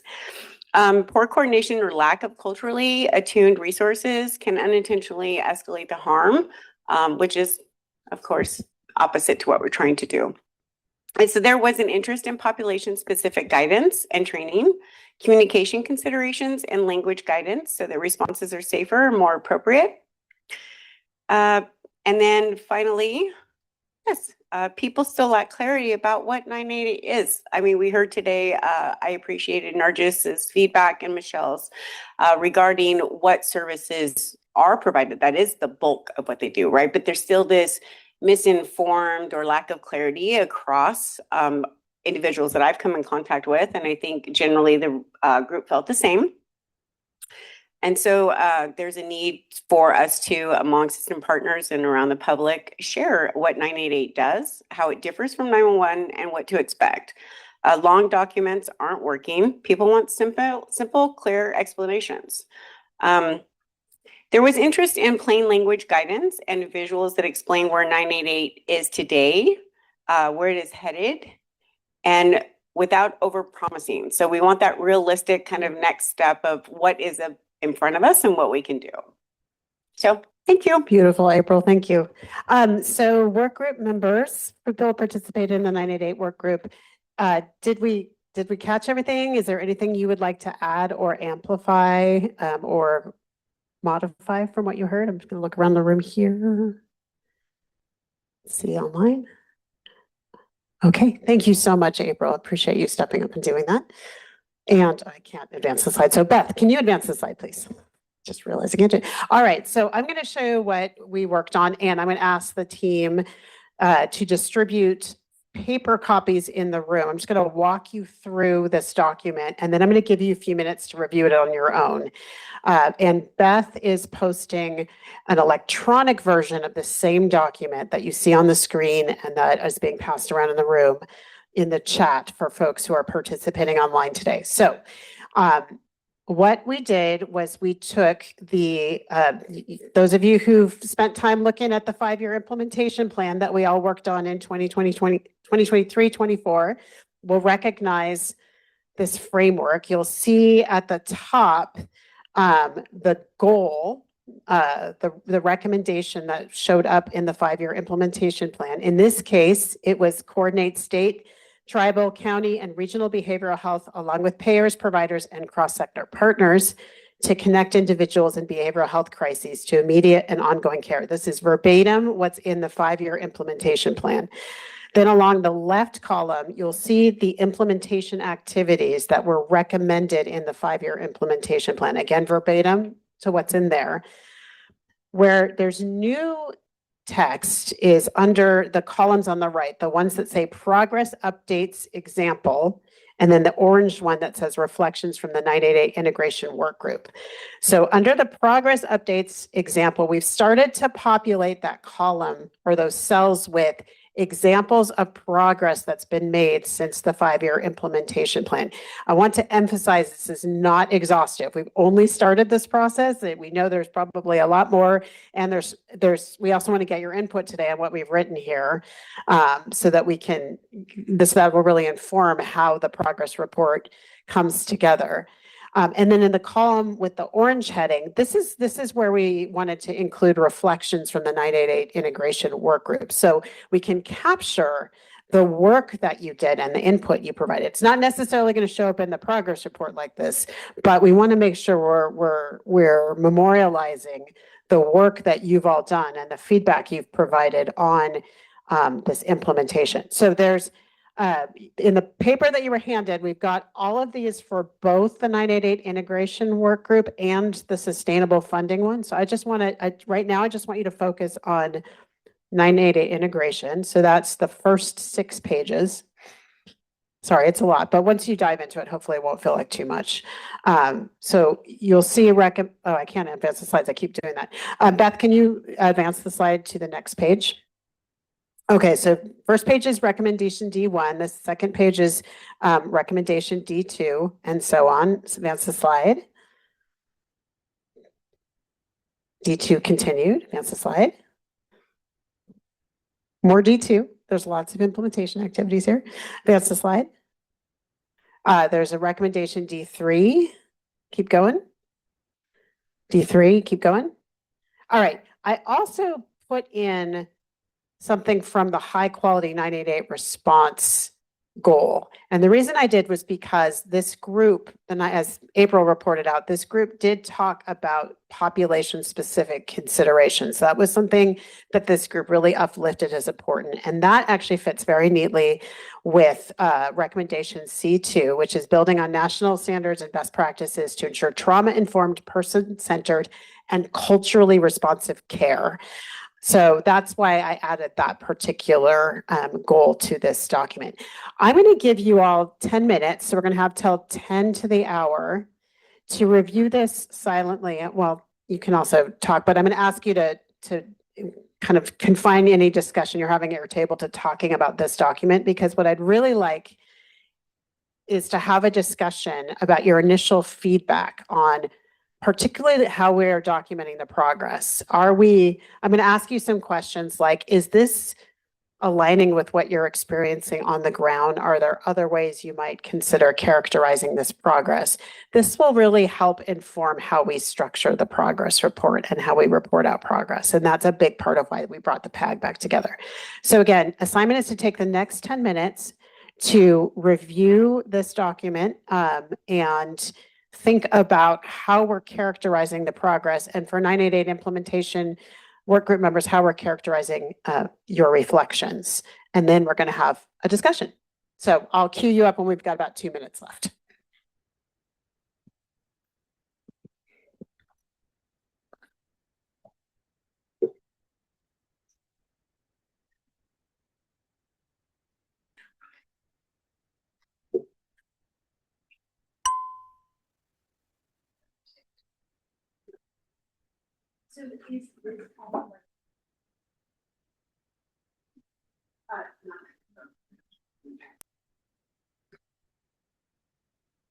All right.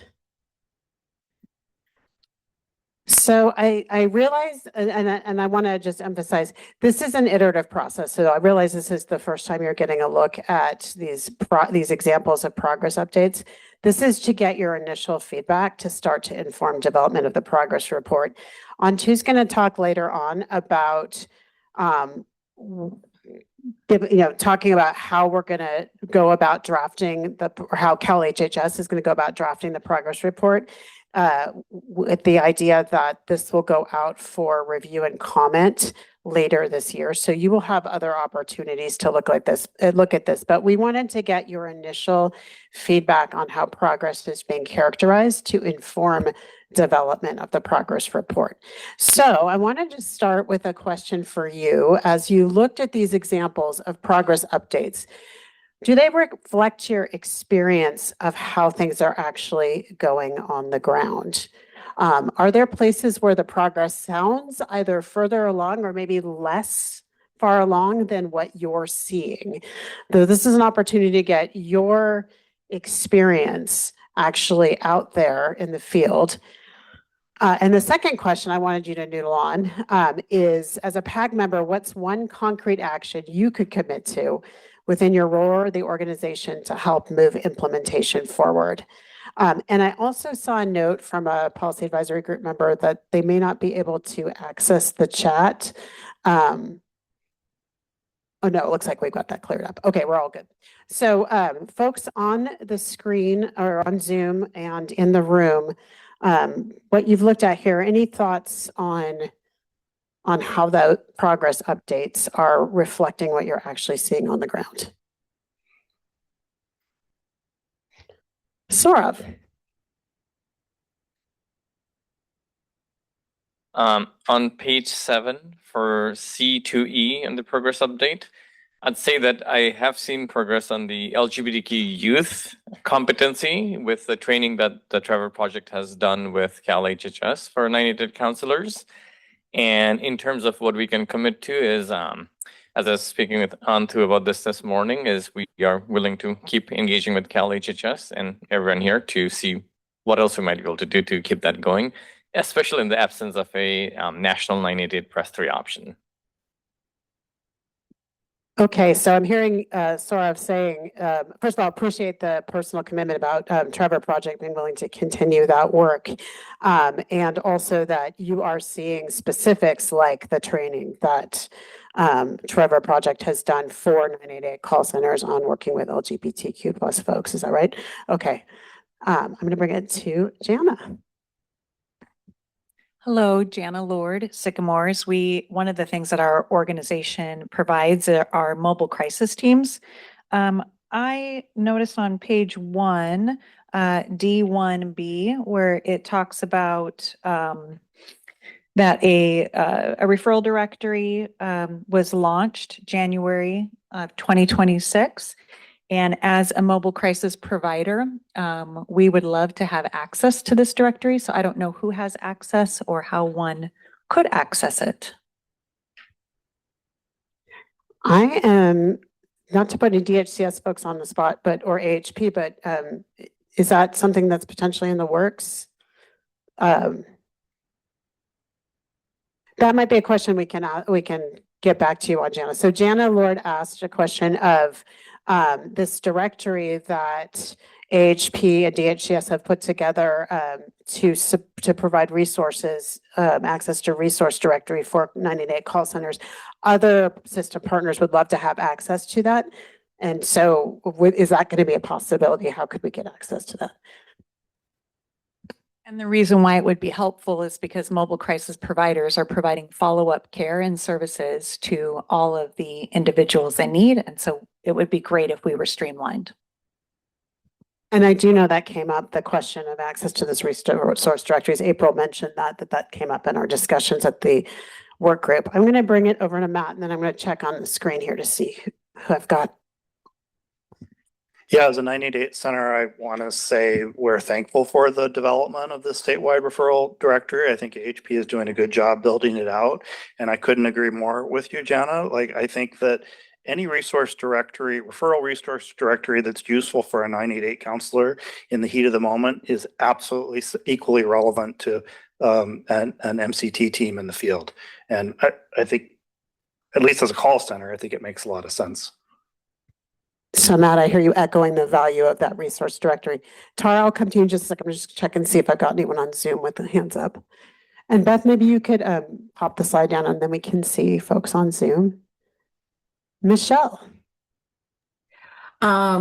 It seems as though there are some areas where we still need to make progress in terms of, I just want to plus one the recommendation from Sycamore, and add in not just the mobile crisis response teams, but the county behavioral health entities that are managing the behavioral health crisis system as we know it today. It would be great to see what's on that directory, county by county, and across the state.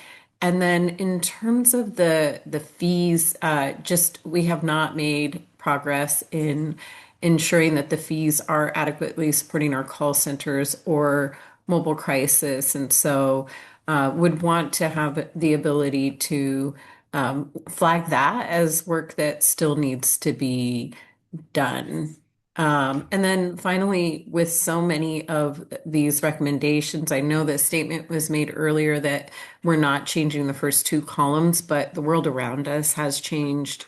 And decisions that are being made in terms of budget and policies at the federal and state levels will affect, in ways that we can't predict today, the progress, so to speak. And so it, in the past, actually with when AB 988 was first introduced, CBHDA members recommended a local and regional planning process to bring together our local crisis continuum partners and 988 call centers, 911, et cetera, to talk about how we were going to do behavioral health crisis response with the resources that we had in each community.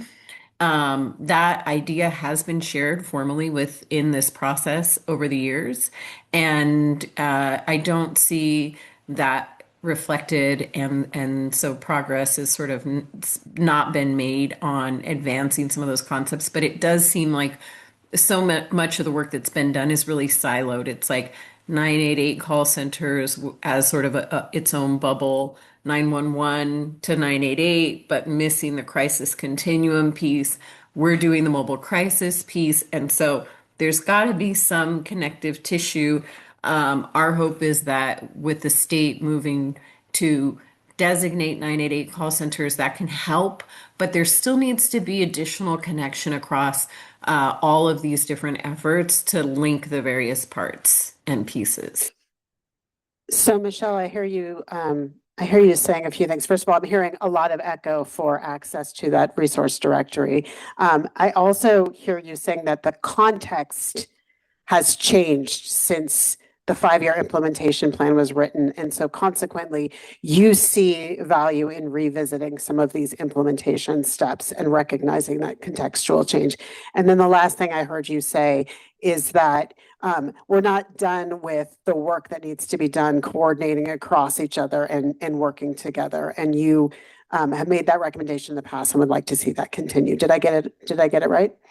Yeah, we I saw need you to acknowledge, and I think again, we've made so much progress. I don't want to sort of, suggest otherwise.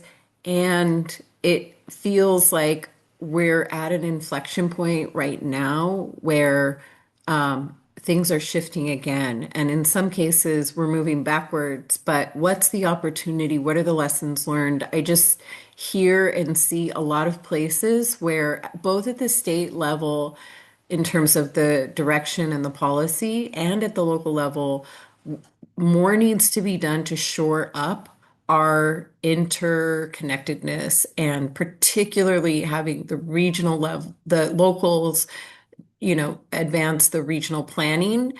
But at the state level, we really need to be heard in terms of the need to acknowledge and understand that the behavioral health crisis response system is distinct from what a 988 call center function is, and that we're missing right now the literal connection of people who are in crisis to the services and the systems that provide that crisis response. We want to dovetail with 988 and be able to leverage what it can offer, but we need that direction at the state level at this point. Got it. Got it. Okay. And and I do want to, I don't think I fully captured in my synthesis what you said about regional planning and local planning together. So I'll add that to my synthesis of what you said before. Thank you so much. I'm going to come over to Tara.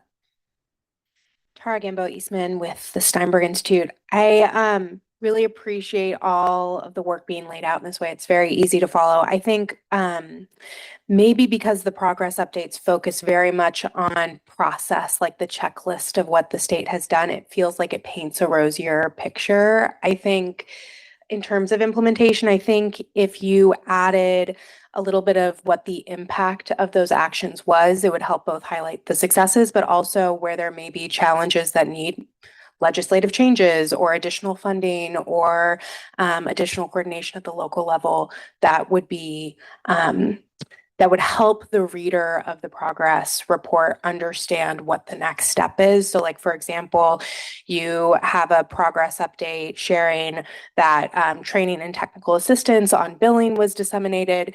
Did that actually improve billing at the call centers or not? I have other thoughts that are maybe too long for this group that I'll follow up with in writing, but that's my overall. Thank you, Tara. So I'm hearing you say that the progress updates, it would be helpful to include outcomes, not just here are the steps we took, here are the inputs or outputs, here are the outcomes from that work that's been done. Okay, great. I'm going to take Nargis and then I'm going to come to Karis. To people who haven't spoken. Oh, sorry. Okay. Did I miss over here?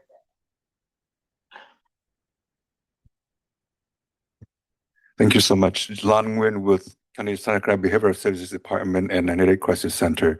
I'd like to comment and probably provide an input on E2 funding and sustainability, particularly on E2E. E2E, that sounds interesting. I'm so sorry. We're actually going to do this one later. Oh, okay. Sorry, Lon is a straight A student and skipped ahead to sustainability or sustainable funding. So we'll get to talk about that this afternoon. Sorry. Just a clarification, and I realize this was confusing because we printed it all in one document, but the E goals are for later this afternoon when we talk about sustainable funding. And I apologize, I totally skipped Karis here. My apologies. Okay. Yeah, this is Karis.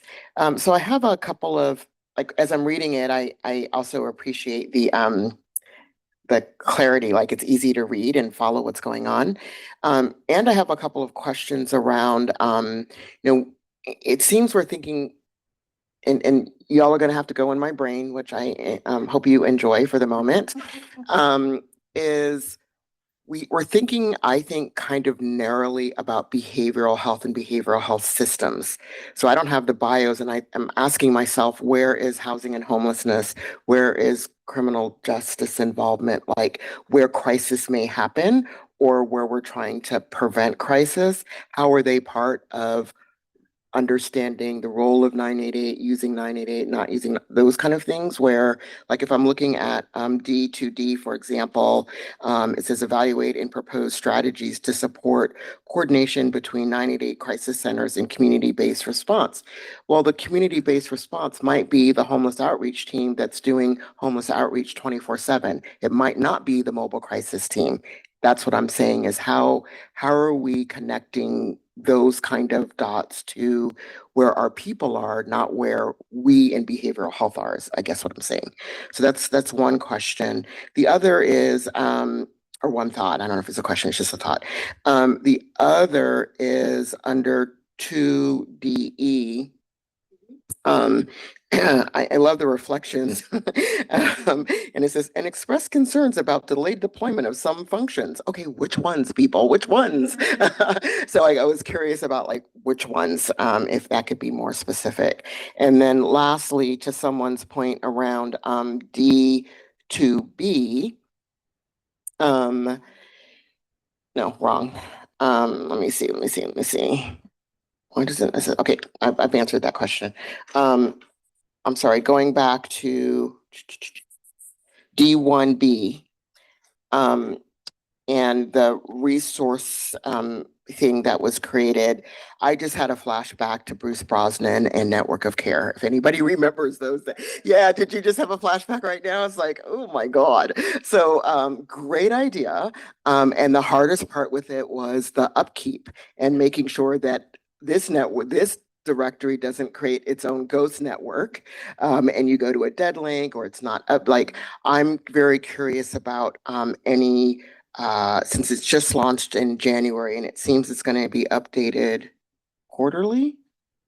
Who's doing the updates, and are you able to get enough feedback around where there's broken information or no information or something shut down or something like that? Yeah. So a couple themes here. I heard you say with both of those last two comments that more specifics would be helpful. So how exactly is this directory being maintained, for example?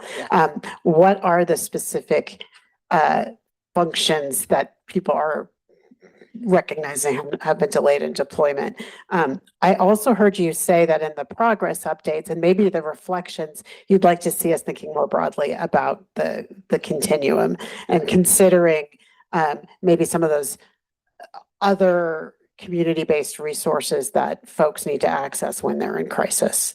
And or they're already there, and that's where the crisis And that's where the happening, crisis is, yeah. and that's where they can get the crisis possibly resolved, because not everybody needs to go somewhere. So I think the three-legged stool isn't about a place to go, it's about a place safe to be, which means it can be where you already are. I think SAMHSA changed that. But and then lastly, maybe a piece of good news if people haven't heard or seen, but I think I'm allowed to say this. Yeah, I hope so. Well, it doesn't matter. It's public record. So RFK Jr. said in the help committee that he is restoring the press 3 option. Oh.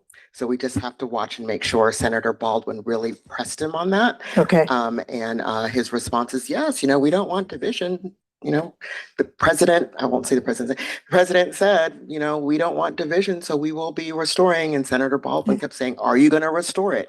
Discussion. And he said, yes, we're working on it now. Okay, we'll keep an eye on that. Keep your eye on it. And I did enjoy this moment in your head, so thank you. Good. I'm glad somebody enjoys that moment in my head, because sometimes I'm not too happy about it. All right, Nargis. Totally agree with Karis. Wanted to say the database, the plan is for it to be updated by the centers. We're each updating the resources that we input quarterly, and we did receive funding from DHCS through AHP to do that work. So I think that is one of the more sustainable databases I've been a part of.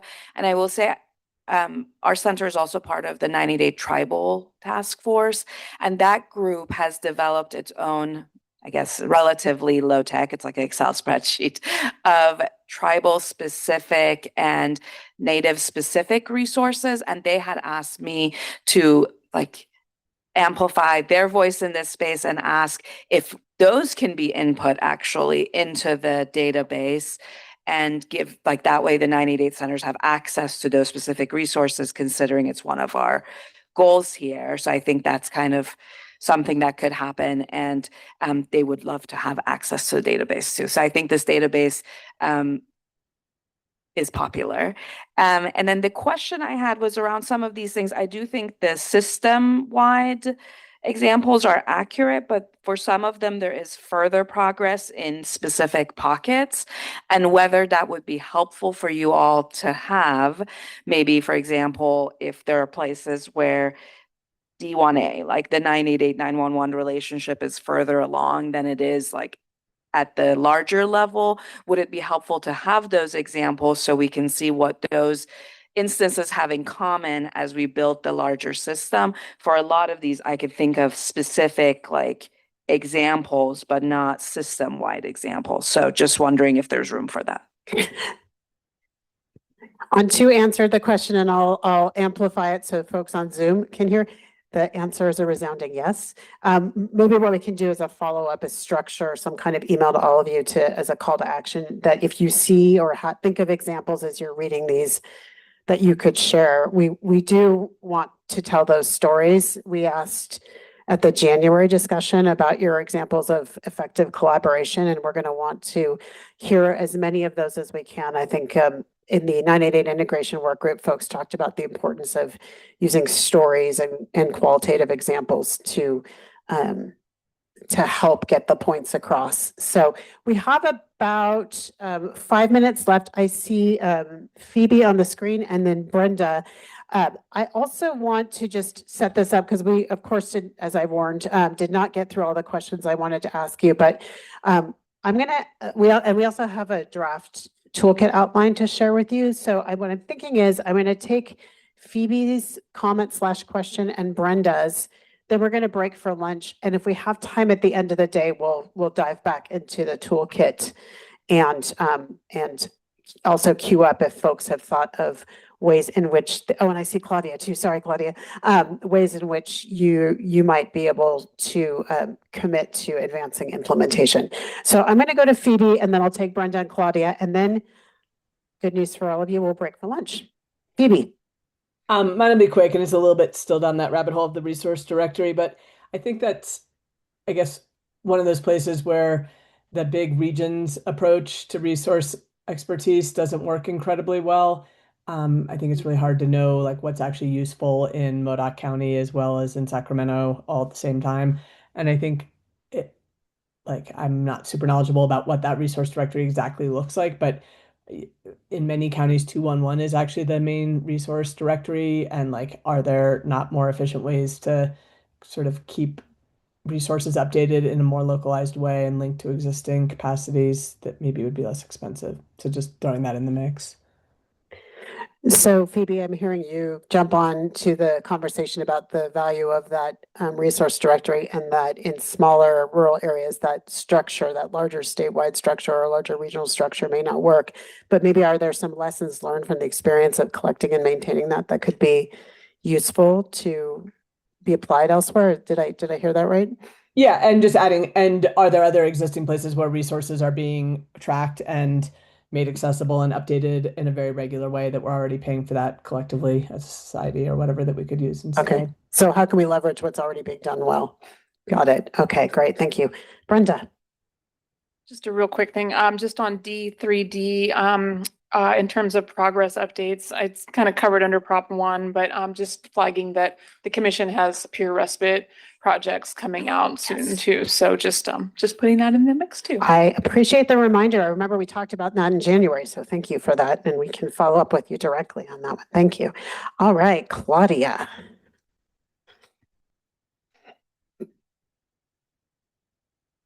Miahua, Claudia Chavez from the Paula Banda Mission Indians, Director for the Social Service Department. All this, I'm really happy to be part of this 98 meetings, and a lot of this stuff is kind of noise to my head. We work independently and we work away from a lot of counties and state. I think Chairman Smith's ability to move us around and bring us into different board meetings is really improved the reservation as a whole. We were recipients for BCHIP and BHBH, as well as DOJ. So we're going to be doing some construction work on the reservation, but all of this kind of links also to when somebody comes with tribal mobile crisis, we also offer 988, we offer therapy, we offer unhoused homes. We offer an equine program with animals. So all of this kind of integrates as in a person. It's a small community. There's 109 tribes in the state of California, and there are very, very small number of representations when it comes to tribal representations in board meetings. So I'm really happy to come in here and hear what's going on and some of the frustration and some of the hardships that organizations are facing, and especially when we talk about tribal communities and how rural and how underfunded we are. It makes, we like hearing it's not just us, it's everyone. So thank you. So community, we're working together in community. Thank you, Claudia, and thank you for all of your participation this round. It's been really valuable. All right, I think that gets us to 12:15. So it is our lunch break now. Let me just check and make sure I haven't missed anyone online. Okay, so folks on Zoom, if you could be back on camera at 12:50, that's when we're going to get started with our presentation from CDPH. Folks in the room, if you step out into the lobby, there's lunch to your left, and Andrew's there to help direct you. And we have a couple of folks who've shared dietary restrictions. We've got lunches specifically with your names on it. So please check in with Andrew if I let you know that there's a special lunch for you. And we'll see everybody at 12:50. Thanks. CDPH population-based prevention program final plan, and then some specific areas in terms of where we are really looking to partner with our 988 crisis centers and other stakeholders to really just expand reach at the local level. So next slide, please.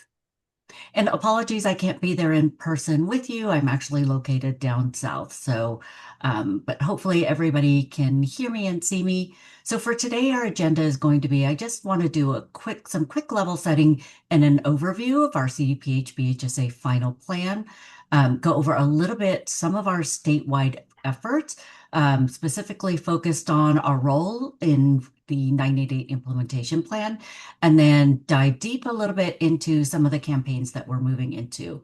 As I had said in my introduction, I also want to cover a bit about some of the funding opportunities that we'll have available, really intended to expand reach of many of these statewide efforts, and then some next steps on how folks can continue to engage with CDPH. Next slide, please. And next slide. So I think it's always important to do a bit of level setting anytime I try to present on the final plan. As you know, Prop 1 passed in March of 2024, so it has been 2 years, but I think it's always great to be able to do some level setting, especially around what is written into statute for the population-based prevention program. And really, I think the important part is, as you will see, our final plan is really predicated on these particular areas. So the first one is really thinking about how we incorporate evidence-based and community-defined evidence-based practices. And I'll speak a little more about our CDEP program. And then certainly meet one or more of the following. Our focus is really on the entire population of the state. So this broader population as a whole or within a particular community. Based on our research and based on the data, we're also looking at populations at elevated risk for a mental health or SUD. And then always aiming to reduce stigma. Stigma and discrimination reduction is specifically part of our final plan and is foundational to many of the efforts and initiatives and programs that we are looking to stand up as part of our final plan. And especially around reducing stigma associated with seeking help and seeking resources. We want to make sure that we are serving those populations that have been disproportionately impacted by systemic racism and discrimination. And I think you'll see that when I talk a little bit about our populations of focus, and then ultimately all of this in order to prevent suicide, self-harm, and overdose. The one thing I do want to point out, and especially in terms of level setting, and especially as we think about this transition from MHSA to BHSA, is that statute specifically precludes CDPH from using any of their prevention funding for early intervention, diagnostic services, or treatment for individuals. Our funding is specifically intended for population-based prevention program. Next slide, please. So just to give folks kind of a history of how we got to our final plan, and I'm hoping many of you actually participated in the 2 webinars that we hosted. So in June of last year, we released our phase 1 guide and hosted a public webinar as part of that. That one really just covered many of the statutory requirements, our statewide goals, and then our efforts to really take a strong leadership and alignment approach to our work. And then phase 2, which was released in November of last year, really addressed more of the operational and administrative components. So really started to introduce the various initiatives, the various programs that we intend to invest in, in order to meet those statewide goals. I just want to note, we had incredible feedback as part of the public webinars for phase 1 and phase 2. And what you'll see in the final plan is both a compilation of phase 1 and phase 2, and all of the incredibly thoughtful and comprehensive feedback that we received from stakeholders, including some formal tribal consultations that we held as a result. And that final plan, if you haven't seen it, is posted on our website, but it does start in July 1st of 26 and covers that 3-year period for fiscal years through 28. Next slide, please. So our population-based prevention program is really comprised of 6 components. The first one is around statewide policy initiatives, and this is really focused on identifying, prioritizing, researching, and really providing some public health information and recommendations around emerging behavioral health issues and new substances. I think we're all aware that new substances seem to be coming on the market at any given day, and so we want to ensure that we are constantly monitoring, researching, and really providing public health data in regards to those new and emerging threats to behavioral health. The second one is, as part of that leadership approach, we've established a focused set of statewide strategies. And again, real emphasis on helping to reduce and prevent suicide, self-harm, and overdose. Many of the focus set of strategies, as hopefully you've had an opportunity to read, are focused on strategies that address many of our populations of focus and really looking at mental health and substance use disorder as part of it. Statewide awareness campaigns. I'm going to cover one specifically later on, but our approach to statewide awareness campaigns, we're taking a 2-pronged approach. So we know that as part of the current children, youth, and behavioral health initiatives, there was great investment in 3 existing campaigns, really focused on preventing suicide. So we want to ensure that because of just, I think that the reach, the credibility, the recognizability of those messages, and certainly their continued resonance and relevance in this area, we're really looking to maintain much of that messaging as part of our statewide awareness campaigns. The other thing is we're also investing in 3 new statewide awareness campaigns. One of them is related to suicide prevention. The second is really around SUD prevention, and we are working very closely with our colleagues and partners at the Department of Healthcare Services, because we want to make sure that what we do in terms of that statewide awareness campaign is complementary to many of the existing efforts that are happening across other state systems. And then the third is really focused on 988 crisis and how do we encourage help-seeking behavior and really reduce the stigma related to help-seeking behavior. We are investing quite a bit at the statewide level in terms of prevention, training, and technical assistance, because we know that the success of our statewide efforts is going to be predicated on the success of the local partners that we work with. So we want to ensure that we are providing and taking a strong statewide approach in terms of prevention, training, and technical assistance in a variety of areas. So whether it is for older adults and veterans, how to work with tribal populations, taking regional approaches, a myriad of areas where we are really focused around our prevention TTA. And then community engagement and coalition building. I don't see our phase 1 and phase 2 guides as necessarily the end of our community engagement, but rather with the release of the final plan, it's introducing a whole new level of community engagement that we want to continue to work with in terms of the community. And so we want to stay engaged. We want to continue to the community to continue to help inform many of the things that we are putting into place so that we can understand and have visibility to any emerging issues that may come up at the local level, any community-driven solutions. I think there's just a need to ensure that we are always doing committed to a co-designed approach with the community as well. And then the data and evaluation piece. I think this is going to be critically important because we want to make sure we're not just monitoring, tracking, and reporting all of the various outcomes and what we see in terms of the success of our initiatives, but really using that data to help us inform and course correct if needed. So whether or not these initiatives and these investments are truly moving the needle on these statewide goals or whether or not we need to course correct. And so we want to make sure that we've got a robust monitoring and evaluation system in place, not just for the work that's happening at the local level and the investments we're making, but for all of our statewide efforts as well. Next slide, please.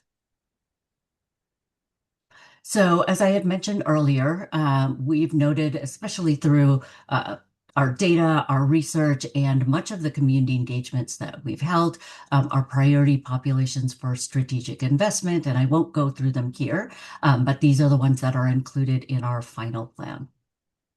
Next slide, please.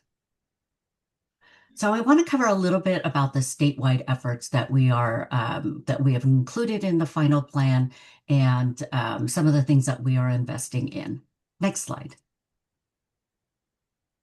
So just quickly, as a reminder for everybody, CDPH's role in the 988 implementation plan, ours is really focused on the kind of public awareness and communications aspect of the 988 implementation plan. So CDPH is leading Goal A to increase public awareness. So the first part of that is really just ensuring that we stay coordinated with all of the behavioral health crisis systems and strategies. So we want to ensure that we stay well connected with DHCS, with EMSA and other state agencies that are involved as part of the 988 implementation. Part of it is engaging community partners and key partners and community partners in ensuring that we are taking a co-designed approach in developing and disseminating the statewide regional communication strategies, and then monitoring the success. As I've indicated earlier, big focus for us is on that data and evaluation piece, and that is going to be the same kind of focus we have for our work within 988 implementation as well. Next slide. So the first aspect of our awareness campaigns that I think is going to be really important for this group is our 988 statewide awareness campaign. It is something that we've specifically indicated in our final plan and creating a huge investment in. It's going to be a new statewide campaign to really just increase awareness and trust of 988. And other behavioral health crisis services. We know that there are populations often that are not reached through national campaigns or maybe distrustful of 988. So we want to very specifically identify those populations that these services may not be accessible to, and ultimately those populations that are also at greatest risk of suicide and other behavioral health crises. And then what populations, like how do we ensure that this awareness campaign and this messaging is relevant and accessible to all communities? So really thinking about, are there other populations that may need or benefit from accommodations, or where we may need to tailor our modality of communicating these messages? Next slide, please. So expanding the reach of statewide efforts. This has been, I think, one critical component of our final plan and the work that we are doing at the statewide level. We know that, we want to ensure at a statewide level that we are providing that level of reach to the entire state. But we know that it is critically important to also work with local trusted partners. Oftentimes it is trusted messengers that really are the ones that can carry those statewide messages into our communities because they have that trust built with the community. They are from that community, and those are the partners that really we need to be connecting with to ensure that any of the statewide messaging really starts to reach those vulnerable and marginalized communities as well. Next slide, please. So this is just kind of a quick snapshot of some of the funding opportunities that we're making available to our local partners. 3 of them I'm going to cover right now. The first one is really specific to CBOs and tribes. And the ones that I want to highlight and I'll talk about a little more, we've got a Trusted Messenger grant program that we're looking to lift up and implement, as well as a 988 and behavioral health crisis grant program as well. As I had stated earlier, we are making huge investments in terms of training and technical assistance, and some of that statewide TTA is again going to be focused on unique populations, as I've noted earlier, the use of 988 crisis centers, community-defined evidence-based practices, regional approaches, and that's just a small snapshot of the level of TTA that we're investing in. And then tribal entities.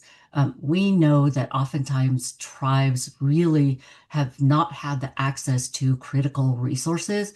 Oftentimes, these resources have long been denied or limited. So within our final plan, we've committed to a dedicated tribal carve-out that really provides them opportunities to use our strategies and tailor them to the unique needs of tribal populations. Next slide, please. So just a little more detail on our Trusted Messenger campaign program. It's really intended to identify those in the community that we can award that really would help to carry much of that statewide messaging into their local communities as trusted messengers.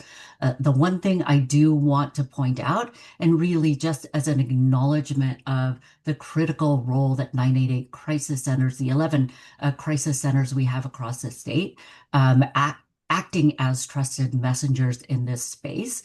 We have dedicated funding for 988 crisis centers as part of our Trusted Messenger campaign. And so we are prioritizing $2 million of our overall bucket for the 988 crisis centers. And really, I think there's, I don't think I have to necessarily expand a little more, but the use of trusted messengers really is intended to just, again, bridge those communication gaps that we have oftentimes with vulnerable and marginalized communities. I think trusted messengers are the ones that can really build that understanding and respect for some of our public health information. Certainly, they are a credible source oftentimes in our communities, and they can just build that level of trust that oftentimes a statewide message may not be able to do. Next slide, please. And then we've got a 988 local assistance grant program as well. This is starting in year 2 of our final plan. And the reason we're starting in year 2 of that plan is because we're standing up that campaign and doing the research in year 1. And so we want to use the year 1 campaign to really hone in on who are those populations that we should be focusing on. What is the message that we would want ultimately grantees to carry forward into their communities? And really, again, this is intended to help complement the statewide 988 statewide awareness campaigns. And so we'll be looking for local awardees to be assessing knowledge, attitudes, and beliefs, really thinking about how do we examine barriers and motivators to using crisis services, because we know oftentimes there are communities that do not trust our 988 crisis services. We want to make sure that we are always creating culturally relevant and responsive messaging across all of our communities. And again, can't emphasize enough the idea and the impetus behind using trusted messengers as part of this effort. Next slide, please. And in terms of the dedicated funding to tribal entities, as I've noted, this is really intended to acknowledge and honor the government-to-government approach with tribal entities, but really providing flexibility in terms of the strategies that they can use as part of this funding. And it is really thinking about how do we, and one of those is expanding the use of crisis services amongst tribal populations. Next slide, please. So in terms of next steps and resources, next slide. So I just wanted to highlight a couple of updates that we have coming in the near future, and then really thinking about how we want to stay engaged with the community. So our CDPH BHSA prevention program is going to be updated regularly. And so I would really encourage everybody to, if you go to the CDPH Transforming Behavioral Health site, there is an ability for you to sign up for constant updates. And the reason I say that is as part of those updates, we will be announcing how folks can participate in an implementation work group that we are also standing up. We think it's critical for our stakeholders to have an ongoing venue and an ongoing table to provide direct feedback to CDPH as part of its final plan. We want to be able to engage with stakeholders so that we have constant visibility to best practices, as I said before, emerging issues, especially as they start to happen at the local level, and then any operational challenges. As we think about the design of many of our statewide efforts, ultimately, if there are operational challenges at the local level, we want to hear that, because then what that means is it's not reaching its intended audience. So we really want this implementation work group to also be very solution oriented, really provide that level of feedback to CDPH on how to ensure we are not creating barriers, we are creating something accessible, and that our efforts are really reaching the populations that it is intended to. And then throughout, I think over the course of certainly this first funding cycle, we will be hosting a myriad of listening sessions, community visits, and continuing partnerships with our CBOs and tribes. Again, wanting to stay engaged, understand what the issues are at the local level, and really just create bi-directional conversations with the community. Next slide, please. Okay, well, I know that was a lot to cover, so I think we have about 5 minutes for questions from anybody. Yes, Trudy, thank you so much. That was really informative. And I'm looking around the room. I'll also check on Zoom to see if we have any questions for Trudy. And I see a hand up from Michelle. Michelle. Hi, Michelle.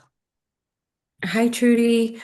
Apologies if I missed it in the presentation, but could you share more about how CDPH will go about evaluating the effectiveness of your various investments? We know that the Mental Health Services Act has been investing both initially in statewide prevention campaigns, and then shifting based on comprehensive analyses that the county is funded by RAND into more local prevention and suicide prevention and other strategies. Now prevention dollars are no longer allowed to be spent at the county level through the MHSA. They'll be moving up to the state. And just curious about how you're going to create sort of that baseline benchmark. Are you going to be comparing to, suicide overdose rates pre and post BHSA? Are you going to be monitoring the specific effect of the dollars that you're investing, or will you be looking at this more macro, and who will be doing the evaluations on behalf of CDPH? Sorry, I know that was a lot of questions. No, I think it's a great question, because I think that is something that we do want to focus on, especially in this first 3 years. And so we are creating effectively an evaluation framework. And as part of like a community engagement, our plan is to actually host a public webinar and community engagement regarding that framework, because we want to make sure that it's informed by community. We also want to make sure it's informed by folks that have undergone previous evaluation efforts. So what we did start with is really thinking about are there existing evaluations? Are there existing best practices that have already been accomplished? So the work by RAND for MHSA. We are looking at we're looking forward to the upcoming CYBHI evaluation for a lot of their efforts, because we really want to look at the strategies, many of the prevention strategies that they use. So we are looking at both existing evaluations in terms of how do we incorporate that knowledge that's already been learned, because we don't want to duplicate. Candidly, we don't want to start a duplicative process if there's already research that's been done in certain areas. I think the other thing that we are strongly investing in is looking at both kind of a two-tiered approach, especially for many of our local assistance efforts. We want to really think about the various initiatives and projects, whether or not they are meeting those grant program goals and really advancing the statewide goals as well.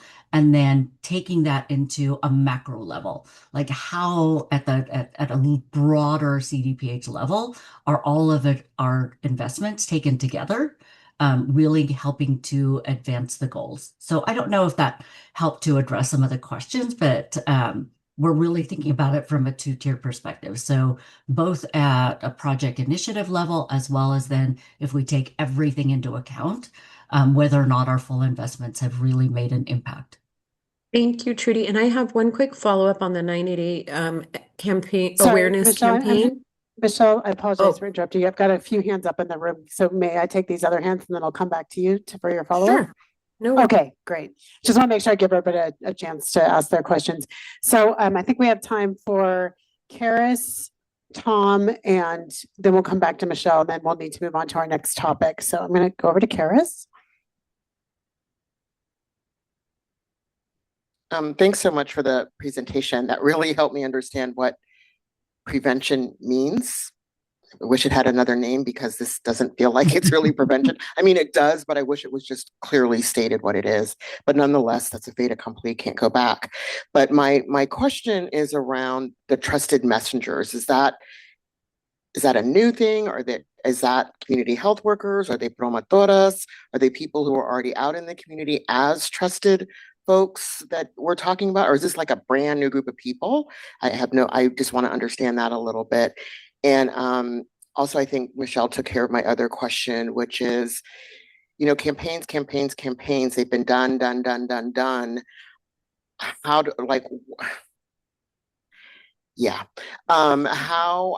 are we assuring that the campaign work is really making a difference? And I don't know even how one does that, because causation doesn't equal correlation in some ways. Just having seen this at the federal level and also in California for a number of years, just making sure we're really thinking about how we're expending that money to have the biggest impact. Sitting with my colleague here, particularly for people who live with, and I will call them diagnoses that meet the criteria for serious mental illnesses. They don't have serious mental illnesses. They'll have a mental illness that can be serious. But at the end of the day, when we're talking about people with schizophrenia, psychosis, things like that, that tends to be sort of mum's the word. And we don't need it to be mum and quiet. And I don't see that listed as like a priority per se. So I just want to make sure I'm tracking, because I think I heard a few themes in there. So I'll say first and foremost, Karis, or not foremost, but it sounds like you echoed Michelle's question and emphasis on tracking outcomes and finding ways to demonstrate that these campaigns work, because you've seen a lot of campaigns out there. You want to see this one working. You asked for some precision on the trusted messenger definition. And then I think the third thing I heard you say is, in the populations of particular interest or special interest, what about people who have a diagnosis of a condition that would be a serious mental illness? They may not have the diagnoses, but they have a person may not have the diagnosis. They don't know what it is yet, but they may be experiencing something that that, you know, still today has a lot of shame and stigma around it. So a person wouldn't call, or they'd be afraid to call because they don't want to be seen as crazy. Da, da, da, da, da. That is still very true. And so, but I don't see that in particular lifted up within some of the things that are written. And I also don't see deaf and hard of hearing, which I don't understand why that's not there either. Okay, so Trudy, let's focus, since we talked already about the evaluation piece, and it sounds like we're emphasizing that. Let's focus on the question about precision on the trusted messenger question, and also some of the special populations that may not have been listed there per Karis's question. Yeah. So yeah, no, absolutely. So the Trusted Messenger program would be a new program that would be open to CBOs and tribes. And so it is one of those things where we're really looking to the community to say, and to propose to us, like, this is the type of program, these are the types of workers that we think would be important in terms of reaching a unique population in order to carry forward the message. I think this ties in, though, really well with the comment that you had around our huge investment in statewide awareness campaigns. You know, the investment we're making in the statewide awareness campaigns, as I noted, from a population-based perspective, our focus is really on the population of the entire state as a whole. And I think there's real value in creating the statewide awareness campaigns just to think about reach for the entirety of the population. I think it also would be a statewide awareness campaigns. We start to create a foundation of credible messaging across the state as well.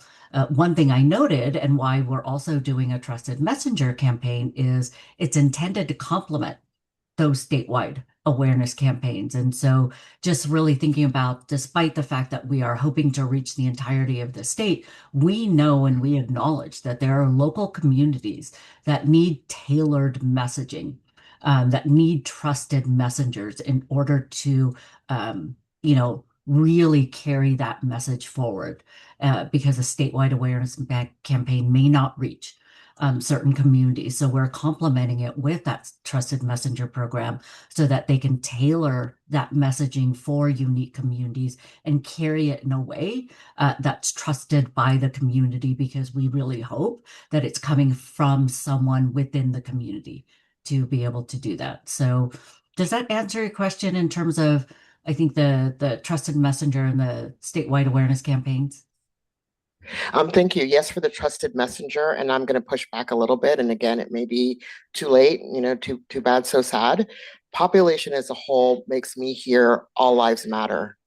And when those lives that are most impacted, like people who have experiences of symptoms of schizophrenia and psychosis, are not talked about specifically, and it becomes sort of this mental health, our lives don't matter. So that's all I'm going to say, and leave it at that. Thank you, Karis. And Trudy, did you want to jump in? Sorry, I didn't mean to interrupt you there. No, and I acknowledge that. Okay. Yeah. Thank you, Karis. Thank you. I'm going to bring it over to Tom, and then I'm going to go back to Michelle, and then Matt. Matt's asking for short time too. I'm going to ask everyone to try to keep this concise, because we definitely need to move on to our next topic. And I apologize. It sounds like this was we could talk about this for a long time. Hold on. Here's Tom. I'll make it quick. Hi, Trudy. Tom Renfrey with the California Association of Alcohol and Drug Program Executives. In regard to the statewide public awareness campaign, what efforts are made to let 988 centers know in advance about the rollout so that they can be prepared for additional volume or specific like referral recommendations? And I mean efforts to let them know directly, the center in that area, let them know directly about the rollout of the campaigns ahead of time, so they're not learning about it after the campaign rolls out. Yeah. That's it. Yeah. I think our best venue in terms of doing that is staying connected with this group, because that 988 awareness campaign is really tied to us implementing and operationalizing that goal A. So we want to stay very well connected with this group to share progress, help have you inform a lot of that work, and keep you connected in terms of when we expect it to roll out. And just to add on, Yeah, just to add on quickly, when we rolled out our Never Bother with, which is a youth suicide prevention campaign, and the main call to action there was reach out to 988 if you need additional supports. We put videos on our website. We put lots of resources available so that people had a lived experience of people who call 988 and what those experiences have been. So we're trying to address some of that mistrust. But when we did that, we made sure to reach out with our Crisis Center Consortium, and we also worked with our DHCS partners. And so we're really cognizant of making sure that our partners are aware of these messages that go out so that they can be available and know when people will be reaching out to them, and what maybe we'll see some higher call volumes. Thank you. All right, Michelle, if you could make a quick question, then I'll give Matt a moment, and then we're going to move on to our next topic. Michelle? Just wondering if CDPH is planning to engage with counties about the 988 public awareness campaign component of your work. Yeah, I mean, I think you are a critical area in terms of helping to inform, because I know a lot of work is happening within local behavioral health as well around crisis services. So we'll want to ensure that it's complementary, it's not duplicative, and I think definitely getting your experience and expertise in this area is going to be important for a lot of our messaging. Thank you.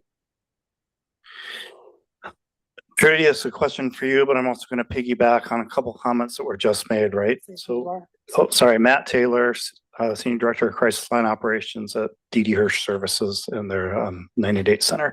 So public messaging drives up volume. And 988 centers all want more public awareness of 988, but what we would ask is that CDPH and DHCS and Cal HHS actually use in their budgeting models evidence-based or historically based predictions of how the volume is going to go up in advance, and our funding then is increased accordingly so we can hire up the staff for that. When 988 rolled out at a national level, volume skyrocketed across the whole National Suicide Prevention Lifeline Network. So as public awareness rolls out across the state of California, it has to also correlate to an increase in prediction of volume, which should increase the funding requests that then roll out to support the 988 centers that have to deal with the volume. I think Ashley's going to answer this one. Trudy, hold on one sec. I don't know that I necessarily heard a question, but I also wanted to speak to one of the roles of the 988 effort that we're working on right now is not only to communicate out 988 services and try to build trust with communities where there might be some mistrust, but also make some clarifications on when to call. And there might be some other resources that we can increase awareness around, warm lines, peer lines, support lines that are not necessarily someone needs to reach out for 988 services and supports, but could reach out to another support. So we're also, Trudy didn't include this as part of the presentation, but including an evaluation of warm lines across the state and the need that we have for those warm lines and those supports. And so we're looking into that in addition to the 988 work that we're doing. So not necessarily speaking to your comment, but speaking to the part around making sure that people are aware of what kinds of supports they need in that moment and how to reach out for those supports and to feel comfortable reaching out for those supports. Thank you, Ashley. I know you have to go, so thank you for jumping in there. I appreciate it. And Trudy, just a huge thank you to you for coming and speaking to us today and answering questions. We really appreciate it. Absolutely. Thank you. Thank you. Have a good rest of your day. All right, we're going to move on to our next topic. Beth is going to put the slides back up. So this is our mission moment. Those of you who've been doing PAG for 9 meetings, we usually do this earlier in the meeting, but for a lot of reasons, it worked out to do this later today. Today, we wanted to share with you some videos that have been shared with us by some of our policy advisory group members and also out in the community that have been, this is a nice segue from the topic we just discussed, that have been helping to spread more information about 988. So with that, I would first like to introduce Les Rollicante, who's the coordinator for the Zero Suicide Initiative, Riverside, San Bernardino County Indian Health, Inc. And Les is going to introduce the first video. Thank you so much. My name is Les Rollicante. I'm with Riverside, San Bernardino County Indian Health, and want to just thank Dr. Alan Tumbui and the advisory group here and Cal HHS for having us to be able to show this video and PSA that was created by Twin Frame Studio at the Barona Reservation with input from various members of our tribal task force that we're working with through the SAMHSA 988 Tribal Response Grant. And so a lot of input has gone into this, into trying to represent as much as we can for different tribal communities, rural as well as urban, working with partners such as Sacramento Native Health Center and some of our crisis centers that are represented here today on the call, such as Optum, D.D. Hirsch, Crisis Support Services of Alameda, and WellSpace, to name a few, and Optum, among our other partners. So thank you again. And I'd like to introduce you to this PSA called The Path Forward. Really to elicit that hope and that effort to be able to get tribal community members to connect to the messaging, but also to ask those important questions that can be relayed back to crisis centers to be able to reach out, even if they are maybe hesitant in that response, but to be able to see that there is a lifeline and that there is hope and culturally responsive services and help on the other line. And so we hope you like this PSA and connect with this PSA. Thank you for the opportunity again. And without further ado, hopefully we can play the PSA. Les, you don't know, we sometimes face technical difficulties, so we're hoping too. But just kidding. So let's advance the next slide, and Beth is going to launch the video. It works. In our community, we look out for one another. But sometimes our burdens feel too heavy, even for the strongest among us. In those moments, there is no shame in needing support. That's why there's 988, a free, confidential lifeline available 24/7 for anyone experiencing a mental health or substance abuse crisis. You can reach out your way, a call, a text, or by chatting online. 988 is for everyone, no matter your age, story, or struggle. When you contact 988, you'll connect with someone who understands, someone who cares about your well-being. They'll help you find the support you need, whether it's a kind word, a plan to stay safe, or a path forward. 988 is for our youth, for our elders, and for you. You are not alone. Call or text 988 or visit 988lifeline.org to chat online. Save it, share it, use it.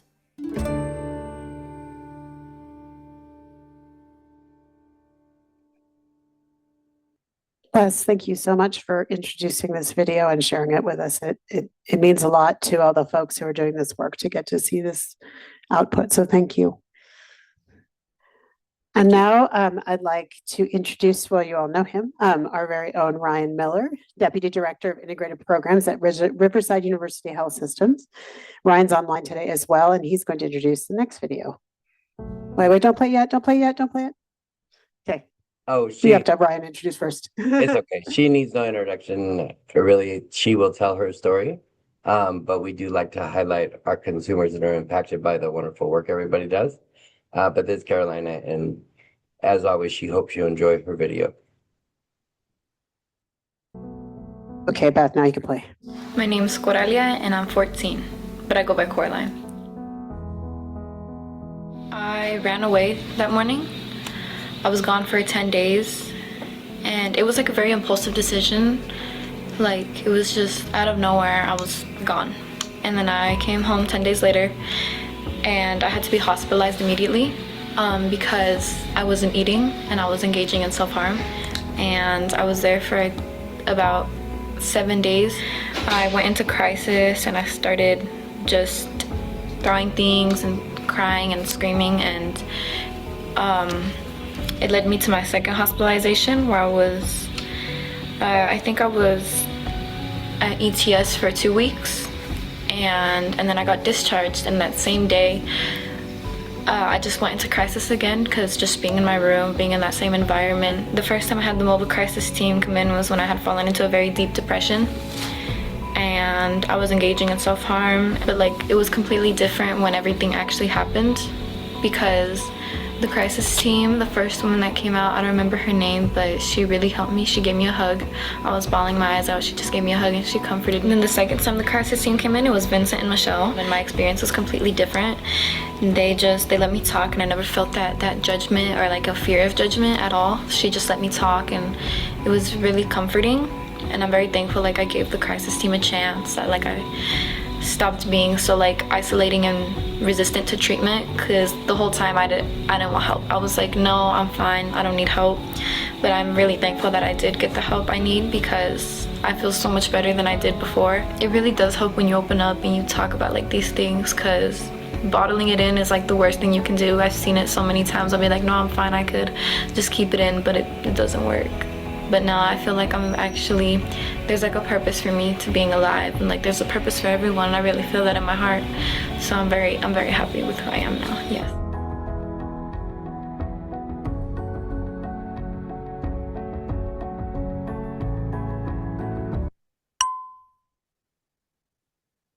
Thank you, Ryan, for sharing that with us. Thank you for sharing her moment. Okay. It's always strange to transition from mission moment to our work, but I'm going to take us to the next topic. So let's turn to a sustainable funding progress update and work group reflections. And I'm going to queue up Nargis Dillon, who's going to present for this work group. I'm going to do what I did before, give them the background, and then I'm going to hand the mic to you. All right, if you could advance the slide, please. All right, so as I did before, I wanted to reiterate or recap the feedback we got from this policy advisory group in January about what you were hoping this sustainable funding work group would cover. And this is a synthesis of the pages of ideas that you had. So first, and I would say probably most emphatically, ensure stable long-term funding for the 988 system. And we've heard that theme come up a couple times today, so I know it's top of mind for many of you. Issues and concerns related to the 988 fund, including determining whether and how to adjust the 988 surcharge to meet current and future demand, and clarifying how 988 revenues and allocations are governed, including decisions related to the surcharge. And then finally, improving transparency in how 988 funds are set, managed, and distributed. And then the third main theme was around issues and concerns related to other sources of funding for the 988 system. And that included exploring diversified revenue and payment strategies, including all payer models, commercial plan parity, assessments or taxes. And then second was braiding and targeting funds, including dedicated funding for tribal-led programs and mobile crisis services, leveraging downstream cost savings, and using forecasting to plan for 988's continued growth, excuse me. So next slide, please. I want to acknowledge and thank our many members of the Sustainable Funding Work Group who came and engaged in these two work group discussion meetings. And I should have said on the previous slide, as I said before, there was a lot of content we wanted to tackle in two meetings. So we really honed in and focused on the ones that are directly related to goals that are articulated in the implementation plan, the 5-year implementation plan. And with that, I'm going to invite Nargis Dillon to come up and share with you reflections from the work group. And once Nargis is done, I will extend the invitation to other work group members to add or amplify anything Nargis shared. So advance the slide, please, and I'm going to hand the mic. Thanks, Jamie. And thanks everyone who came to the work group sessions. It was really helpful to hear from different perspectives. One of the things that kept coming up was that our goal is not to make a case that 988 is valuable, that is kind of an agreed upon fact, but our hope is to be able to really make the invisible costs visible so that the payment can align with how crisis care actually works. So this is true for both the 988 system as well as mobile crisis. We talked a bit about decision makers believing in 988 but not quite understanding what it truly costs, and that missing that clear understanding impacts kind of the funding realities, and especially at a time where demand grows and expectations rise.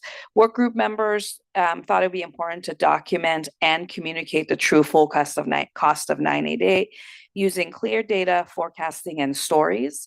The theme of stories came up a number of times throughout the work group, as did in the other work group, this idea of demonstrating the impact of our work in addition to data with stories. At a time when demand is growing, it's easy to just focus on a number like call volume, but really thinking more intricately about more complex contacts and how they can impact the cost of the service. We talked about chat and text taking longer. We talked about youth contacts taking longer, higher acuity contacts taking longer, language interpretation causing contacts to take longer. So really not seeing all contacts as equal. We also talked about, when thinking about a funding strategy, thinking about both demand as well as acuity and modality data, not just the sheer count. So as a way to project future needs. When it comes to mobile crisis, something that felt important to highlight is that mobile crisis and other supportive services rely on 24/7 readiness. So making sure we're funding their availability and really acknowledging that the current per dispatch or per response model is not meeting it's not capturing the true costs of having a team ready to go around the clock. And mobile crisis kind of work group members really flagged the structural reimbursement issues, some of the stuff that Austin talked about earlier today around persistent denials, underpayments, confusing billing requirements. The hope of the work group was to convene payers, counties, and providers to work together to inform this standardization of billing pathways and to share data on denials. And it seems like some of that work is happening, so that's great. There's an opportunity to demonstrate downstream cost savings. We acknowledge the challenges around showing, like, how do you capture what's not happening, but felt that it's really important to show that 988 is preventing ER visits, police responses, hospitalization, and jail involvement, all of which are traumatizing and significantly higher cost care pathways. Work group members shared that imperfect data is better than silence. So really trying to make sure we are showing the impact, even if it requires us to pair both kind of numerical data with client experience as a way to use qualitative stories to be explicit about what we're doing, but also be realistic about the limitations of capturing downstream savings. And the last one was about funding decisions feeling opaque to those doing the work. Crisis centers and other providers repeatedly raised concerns about lack of transparency, limited involvement in funding and surcharge decisions, and work group members asked for more transparent, clear inputs, assumptions, and communications regarding how the system's funded. Thank you, Nargis. So I want to extend the invitation to other work group members. Anything that Nargis shared that you would like to amplify, or anything you felt like we missed? I'm looking around the room.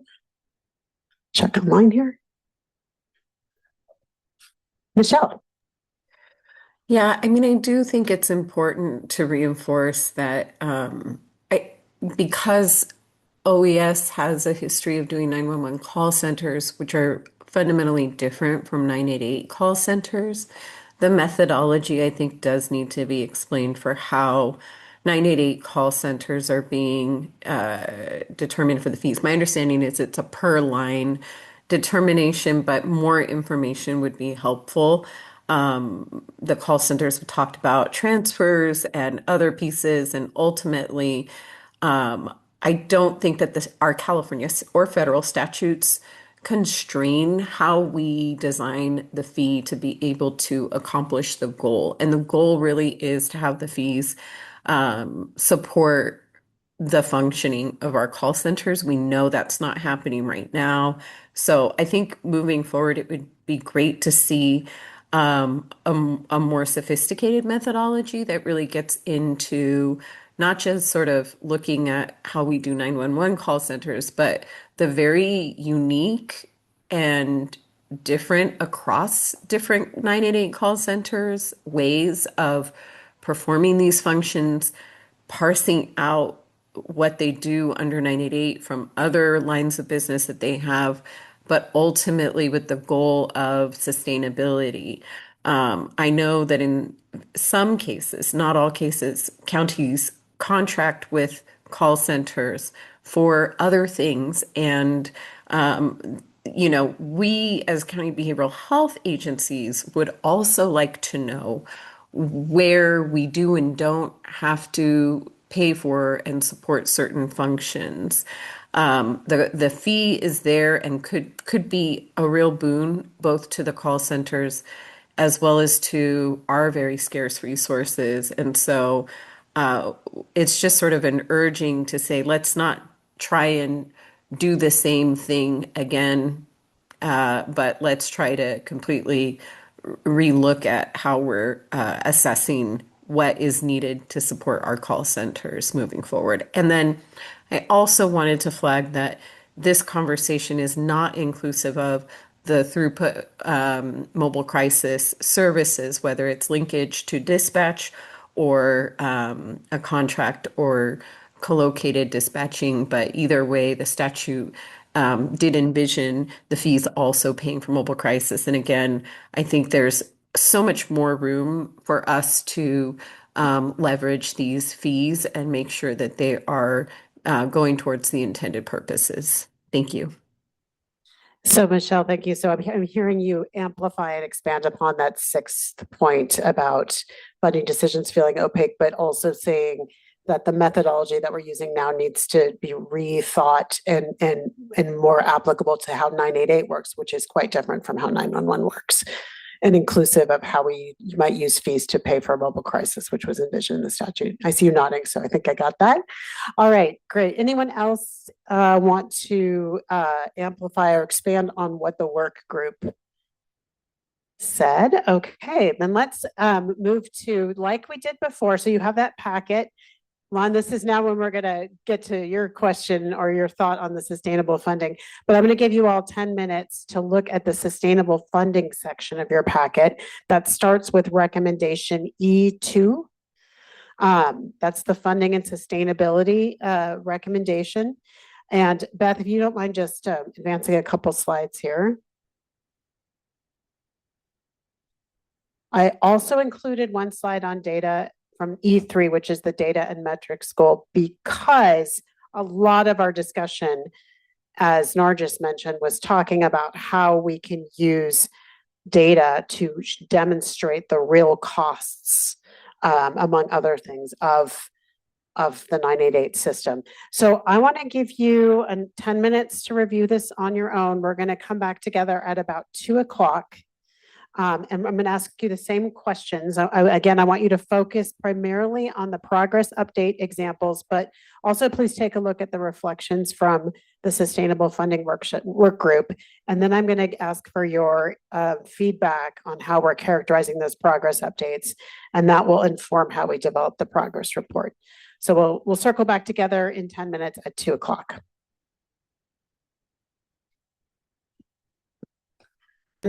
Lon, how about since you got sidetracked before by me, why don't we start with your feedback?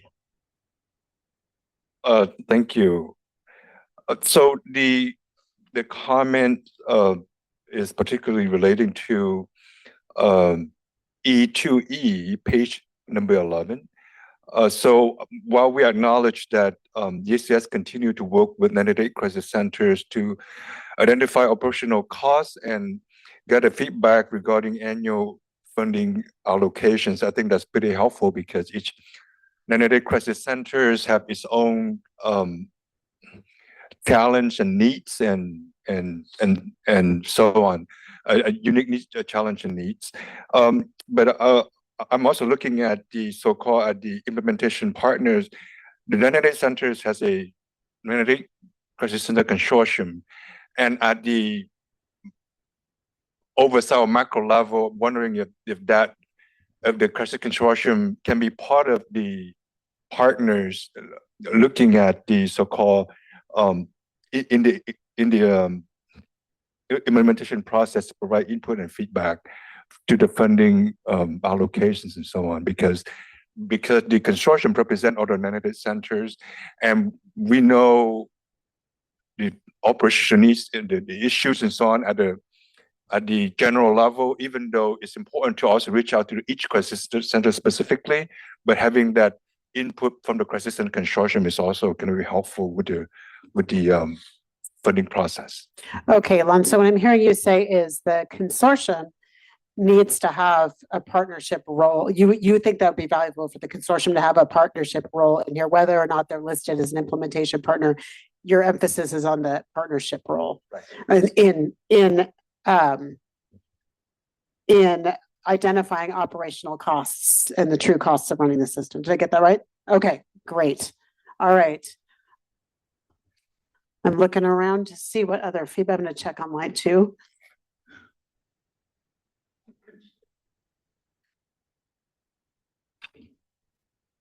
Michelle, I can't tell. Is that your hand up?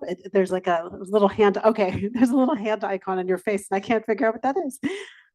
All right. Oh, okay. I see Matt has a thought.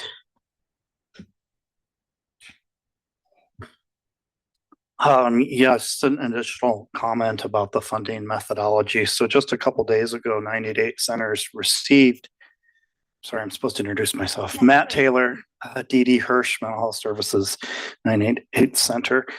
Just a couple days ago, 98 centers received a survey asking about providing input into the funding methodology. It was 2 questions. It was the same question we had last year, essentially, which says, what should be considered in the funding methodology to meet all KPIs? And we gave a lot of feedback last year about that funding methodology. Some of the feedback was, for example, use 12 months of data, use prior historical multiple years of volume growth. And what we got back at the time was, instead of funding methodology based off of 1 month of volume, and it was a lower volume month actually that was then projected out for the next 12 months. So that's not a good way of doing a funding methodology. We need our historical data over more than just a 1 month period to inform what our funding needs are. And we also need the full spectrum of what the contractual requirements are on 98 centers. It's not just an answer rate. It's not just speed to answer. It's also follow-up services. It's also very high QI standards. There's a lot more that goes into what our funding needs are and what should be baked into this methodology than just the sheer volume. And Nargis and others have pointed at some of it, which is like the acuity and the length of time certain contexts take. And I just really want to emphasize this, because if like 98 centers are being given a budget that is based off of a very incomplete data set, and it doesn't take into account the full range of contractual obligations we have, both within the state and at the national network, the national standards, we're always going to be behind the ball.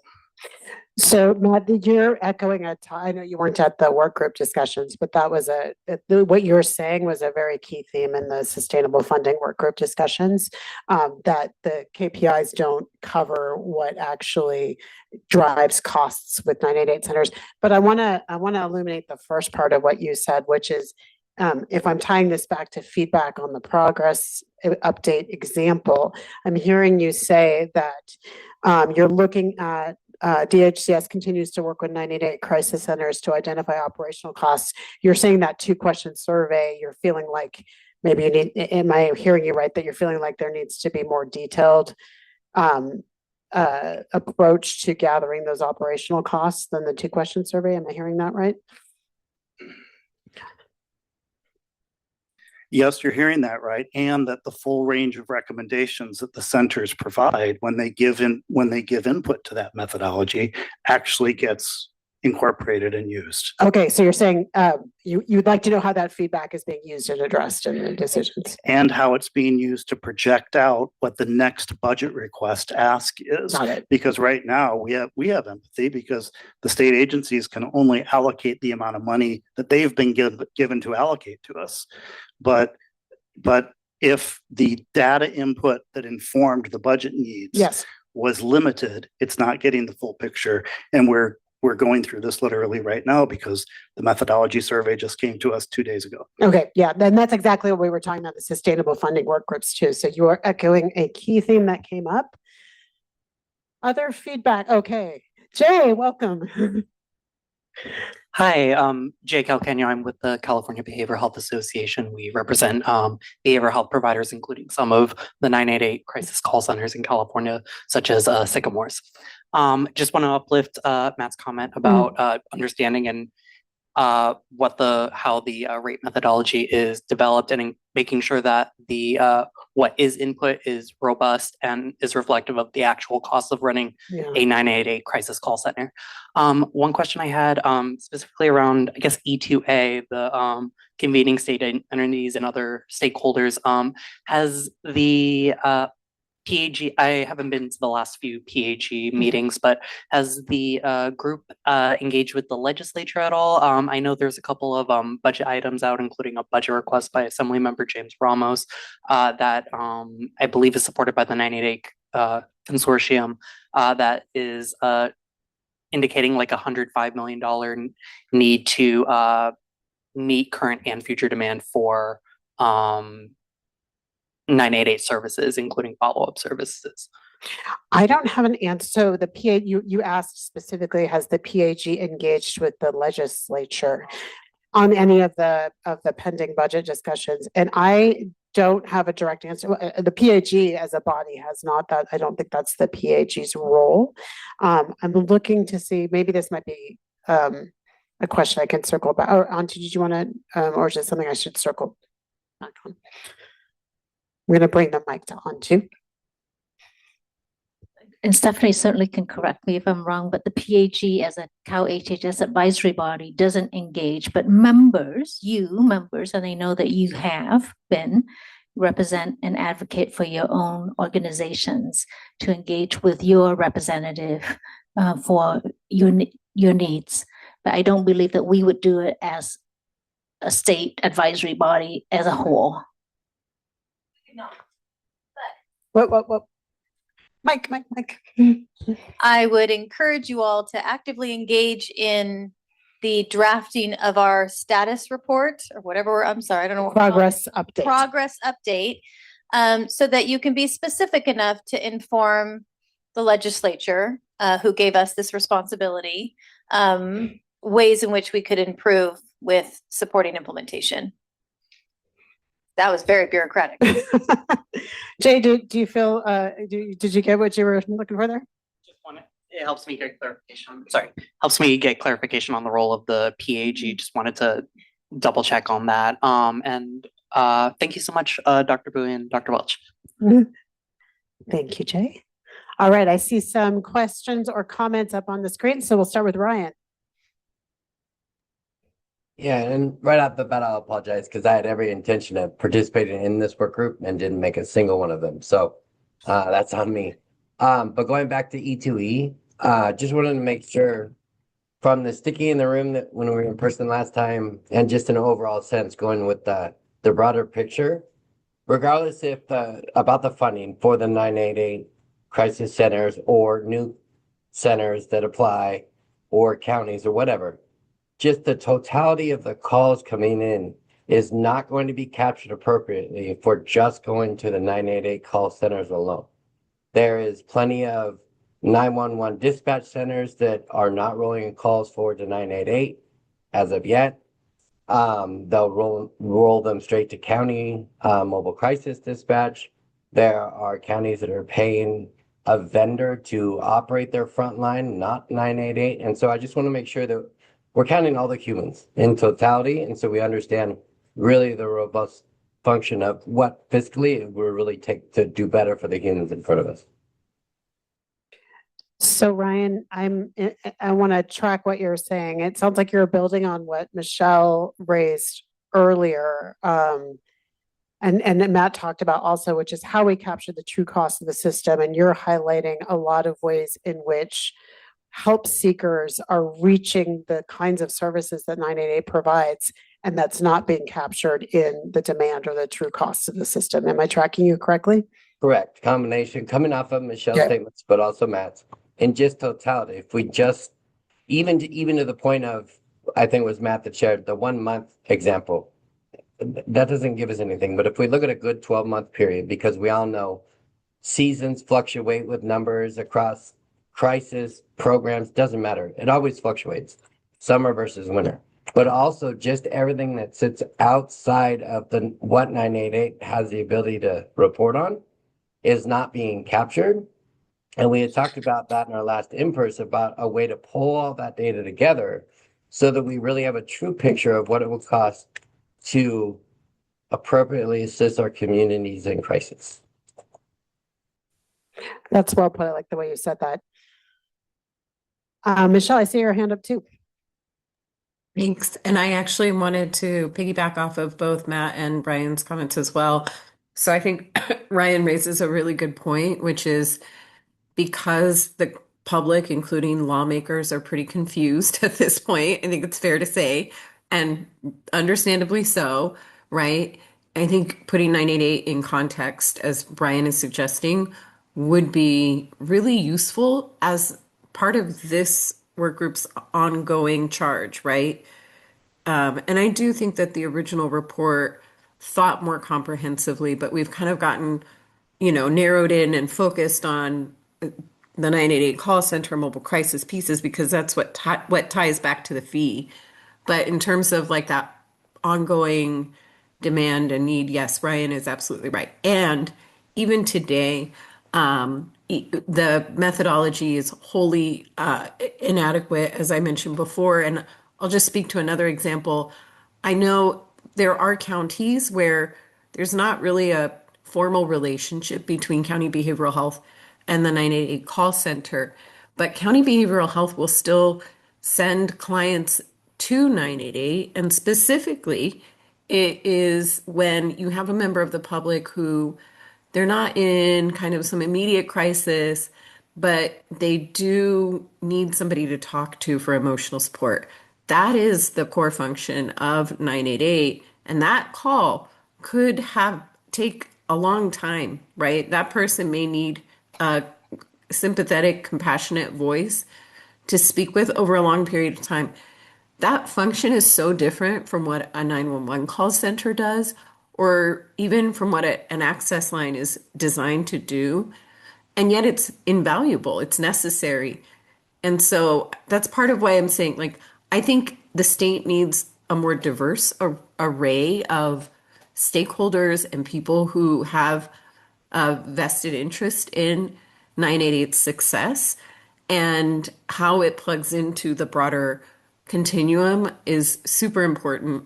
But we can't just sort of superimpose or map over concepts from 911 or even from mobile crisis dispatch or, right? We need to really understand precise functions, and it is going to be very complex to come up with an accurate and adequate methodology that captures all of that nuance and then the differences between the different models that we have in California currently and what we hope to invest in the future.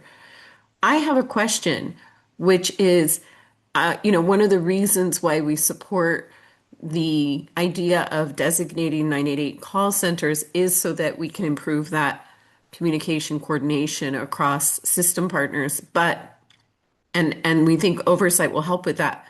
But I really would like to hear from DHCS and OES and HHS, how or if it is contemplated that we would leverage that role by the state to improve the methodology, and how? How does the state intend to do something different? Because it's a little bit frustrating to hear that as of right now, we don't have a different process in place heading into next year.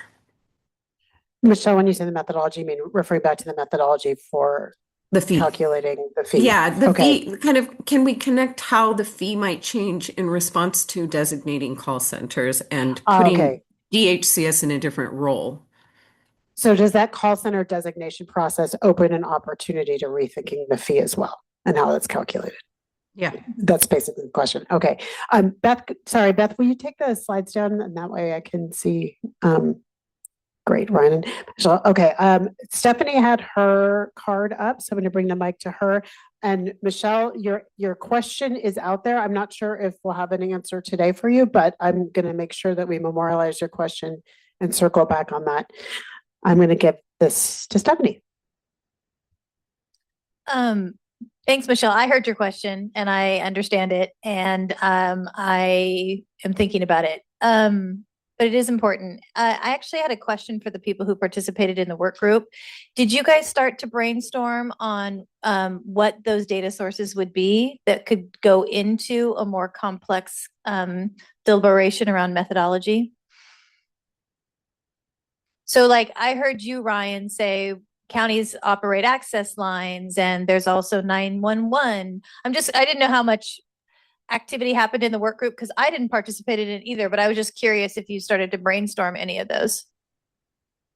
Does anyone on the work group want to answer that question? Does anyone remember? Correct me if I'm wrong, anybody else who is in the work group, but I don't think we got that granular. I think my impression of the work group is because the goals in the plan were so narrow, we were kind of limited in terms of what we were discussing. I didn't get that far. Agreed. I don't think it was put on the table either. Thank you, work group members, for jumping in there. Other feedback, and again, I'm going to point everyone to the document. Any other feedback on how we're characterizing? Oh, please. Oh, wait, hold on.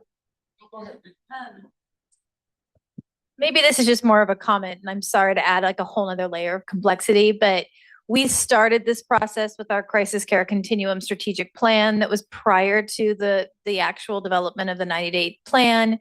And, you know, we do remain committed to prevention, and we believe that we want to direct people to care and get services and other strategies. And so I think part of the complexity too is how do you responsibly look at the entire system so that we're also investing in alternatives to people having to call an actual crisis line? And maybe that seems totally unrealistic because there are 39 million people in this state. But I do think it's important to continuously say if we're leading this process, because it is, well, it's important to have a strong crisis response system, and we want to have robust and available 90-day call centers. We also want to make sure that people are getting help not through a crisis door. So I don't know how that even fits into the complexity of what we're talking about, but we can go back and think about. I appreciate and it's making me think a lot. So I'm glad that I was able to be here this afternoon to hear this conversation. Thanks, Stephanie. I'm going to head over to Tom. Thank you, Tom Renfrey with CADP. So we're commenting on this. Please. So there's a lot of great suggestions here about how to fund like mobile crisis, through Medi-Cal reimbursement, commercial insurance, maybe block grant. But none of those sources of funding really apply to the call centers themselves. So, we keep hearing that the funding for the call centers is not keeping pace with the increasing volume. And yet Ivan was talking earlier about adding more call centers.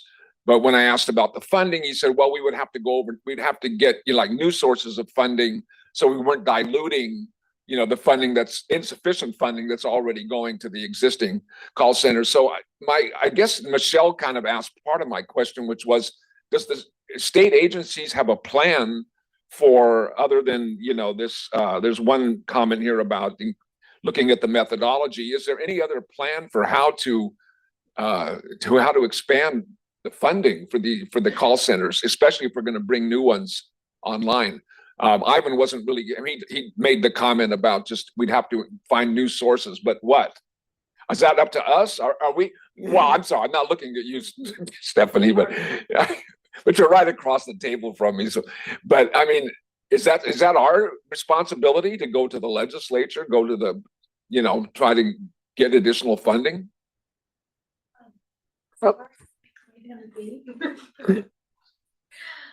Enlighten me, Tara. Yeah, I mean, I think, in the early days of crafting 988, we thought it made sense to leverage, California's 911 fee schedule or fee structure. And just for reference, there had been a 911 shortage of revenue, and California had led the way in kind of reshaping its fee to have like long-term sustainability. I think what did not translate is it's a much simpler system that kind of had more of a baseline. And so the process that I think is getting hung up in terms of getting the right money to the right places at the appropriate amount is that it's just through the annual budget process. Like the call centers have a budget request that they have to raise the revenue. The counties could similarly do a budget request for mobile crisis teams, but there's not a formula where as long as the total budget is beneath the fee cap, the money is ministerially approved and the dollars roll out. It really is kind of the budget process as we know and love it. And yes. And I'll just add from the work group discussion, I might have been Tara who crystallized this for everyone. It's not the actual steps that Cal OES takes to say what the rate is.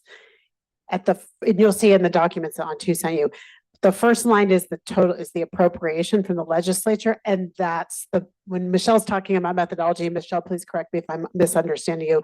When Michelle's talking about methodology, she's pointing to how did they get to that number, that appropriations number? And is that the right way to do this? Or is there a better way to do this? And then we, follow these 5 steps to get to the rate. I see Michelle's hand up, but I've got Karis in the room. So I'm going to come to Karis first, then I'm going to come to Michelle. And then I think it might be time to wrap up this topic and move to our next one. So Karis. Thanks. And I'm going to follow up on something that Stephanie said that had me thinking, which is a dangerous thing to happen. But so when we think of funding, we're thinking of we're thinking in this small bubble of 988, 911. And I think what I heard Stephanie talk about was what is the ecosystem of call centers or places people could call. Did I hear that correctly? Okay. So I'm wondering a couple things. One is, do we understand that, do we have enough data, and I haven't looked at it, so we might already have it, to understand when there's an increase in a use of 988 because of campaigns and all that kind of thing. Do we also see increase in all the other call centers that we have, right? Are people clear about all of the different resources that we have from our warm lines, our peer warm lines, NAMI warm lines, et cetera, and 988 and 911, because everything doesn't need to go to 988. Everything shouldn't go to 988. That's like saying I should go to the same hairdresser and that hairdresser should be well, probably that's true, but, or not, I don't know, my hair looks kind of F today. But anyway, so I just a thought about when we're thinking about the financing part, to think about the ecosystem part so that we're not pushing all the pressure on 988, but thinking about the ecosystem in which 988 exists. What is its role? What are the other roles, et cetera? Okay, I'll bring that mic to Stephanie.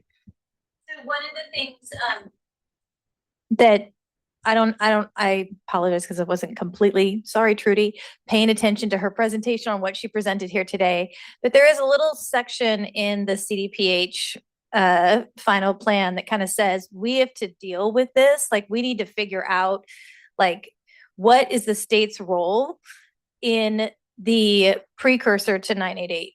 Whether that be a peer warm line, an older adult warm line, a foster care. I mean, I'm not sure that we've done our homework to know the answer to that and what makes the most sense. We certainly haven't had thoughtful conversations with our county partners, because they also operate, a bunch of them too.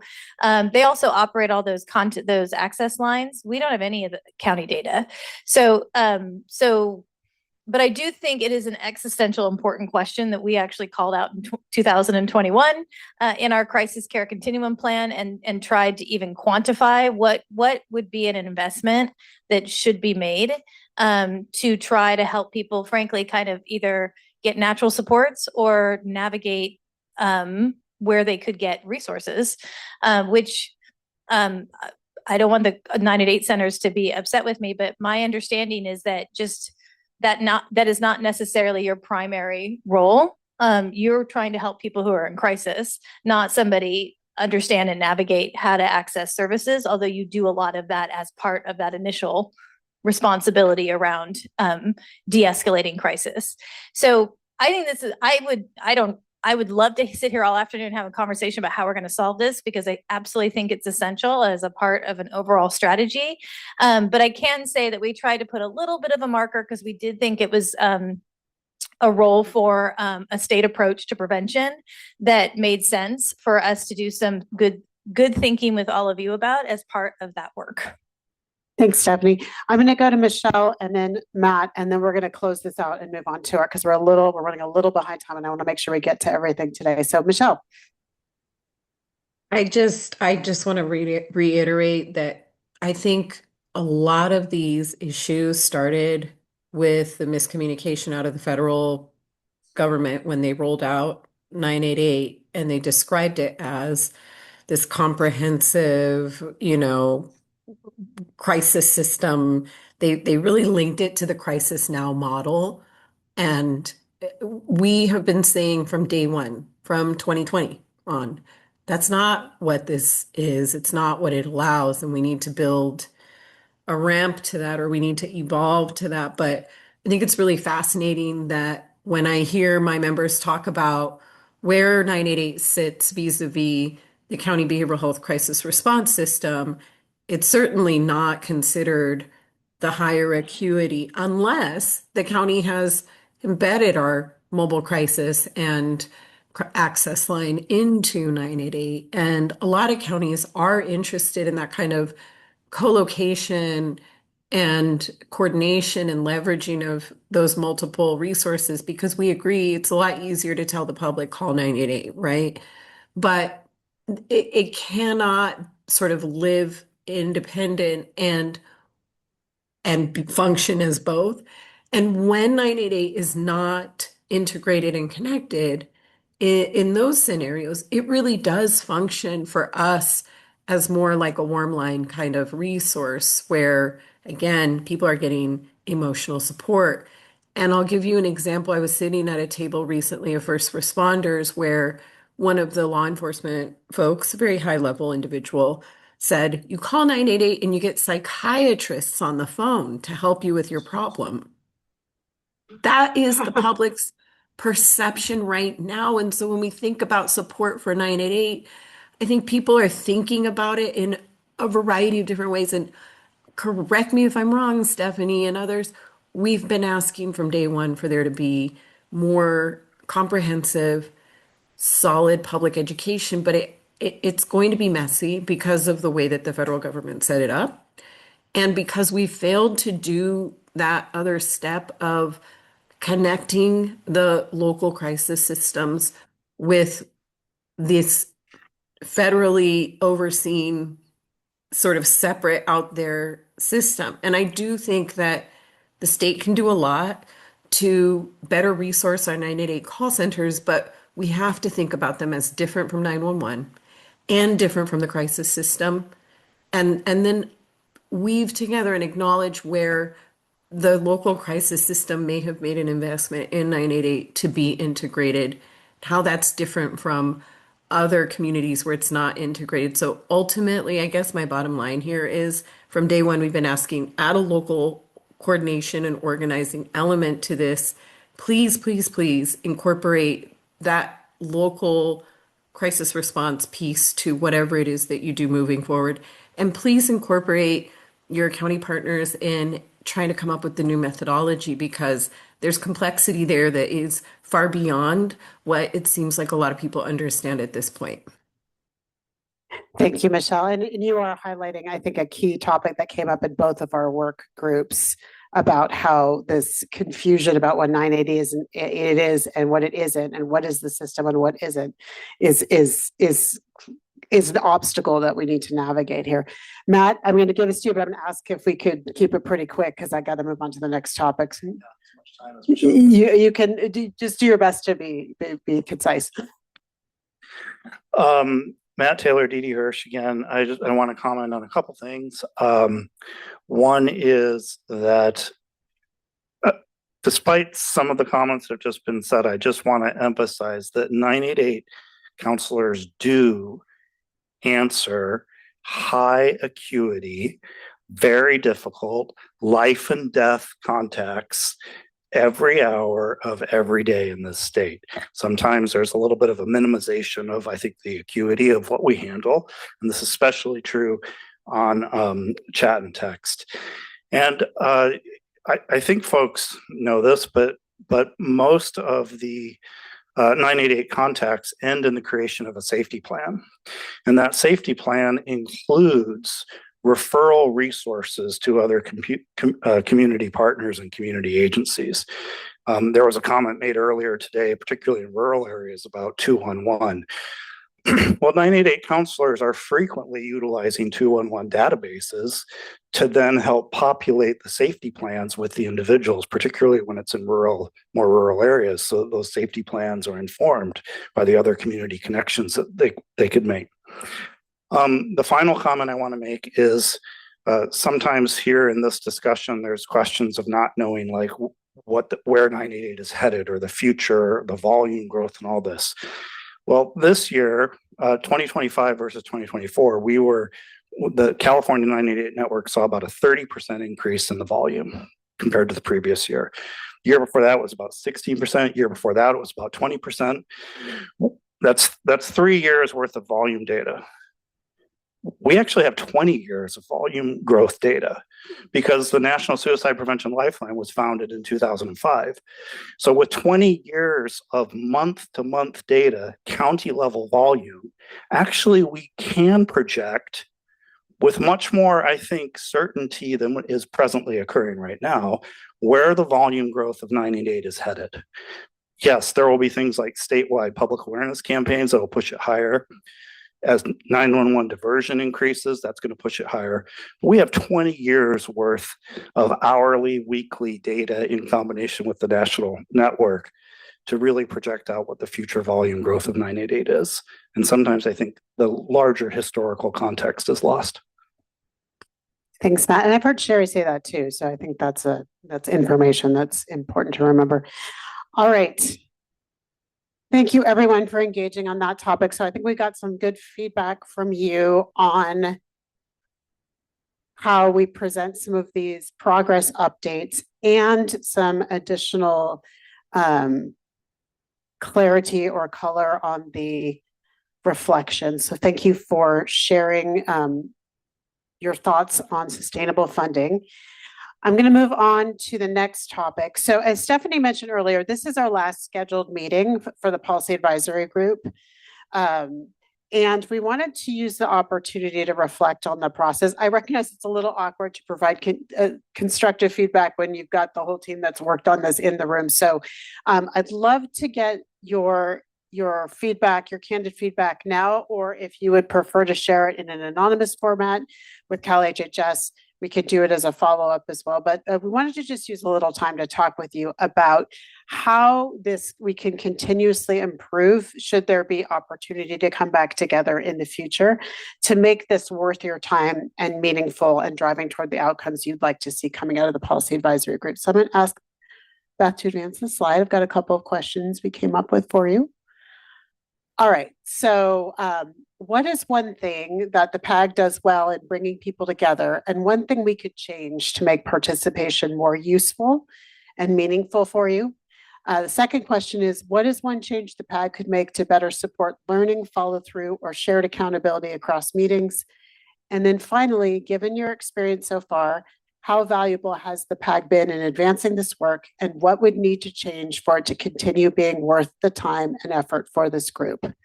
So please noodle on that in a second. I'm gonna, since we don't have a ton of time left together, I'm just gonna let you decide which, if any of those questions you want to answer. You can answer all of them or one of them. In particular, folks who've been participating since we relaunched in January, really like to hear from you if you haven't spoken today.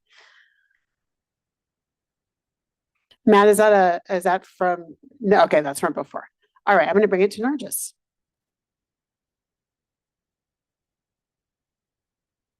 Thanks, Jamie. I think the group brings together a lot of different voices and expertise, but we don't hear from all of them every time. So like, I would love maybe like, if I think the Trail of Bill language recommends the continuation of this group. So if there was to be an iteration of it that continues, there could be maybe like very specific, like, this is the voice we want, this is the community we want you to represent, and we want to hear from you. Because I do think like me and Michelle participate in every question that's posed, and like I get it, like we're primary stakeholders, let's say, but I do think the voices of all the other folks who are represented in this room matter a lot. And like historically, we've heard from Department of Aging a little bit, but just kind of maybe like having this explicit conversation of like, what is our role in this room, and how can we make sure that like our personalities don't become a barrier to some people participating. Thanks, Nargis. So what I'm hearing you say is, if we could even explicitly say, for example, counties, our counties are actually great participators, so I'm just making that up. But counties, this conversation would be really important for you to speak up. Would you be willing, like even give them a warning ahead of time? Okay, I like that suggestion. Other feedback with that's Lay.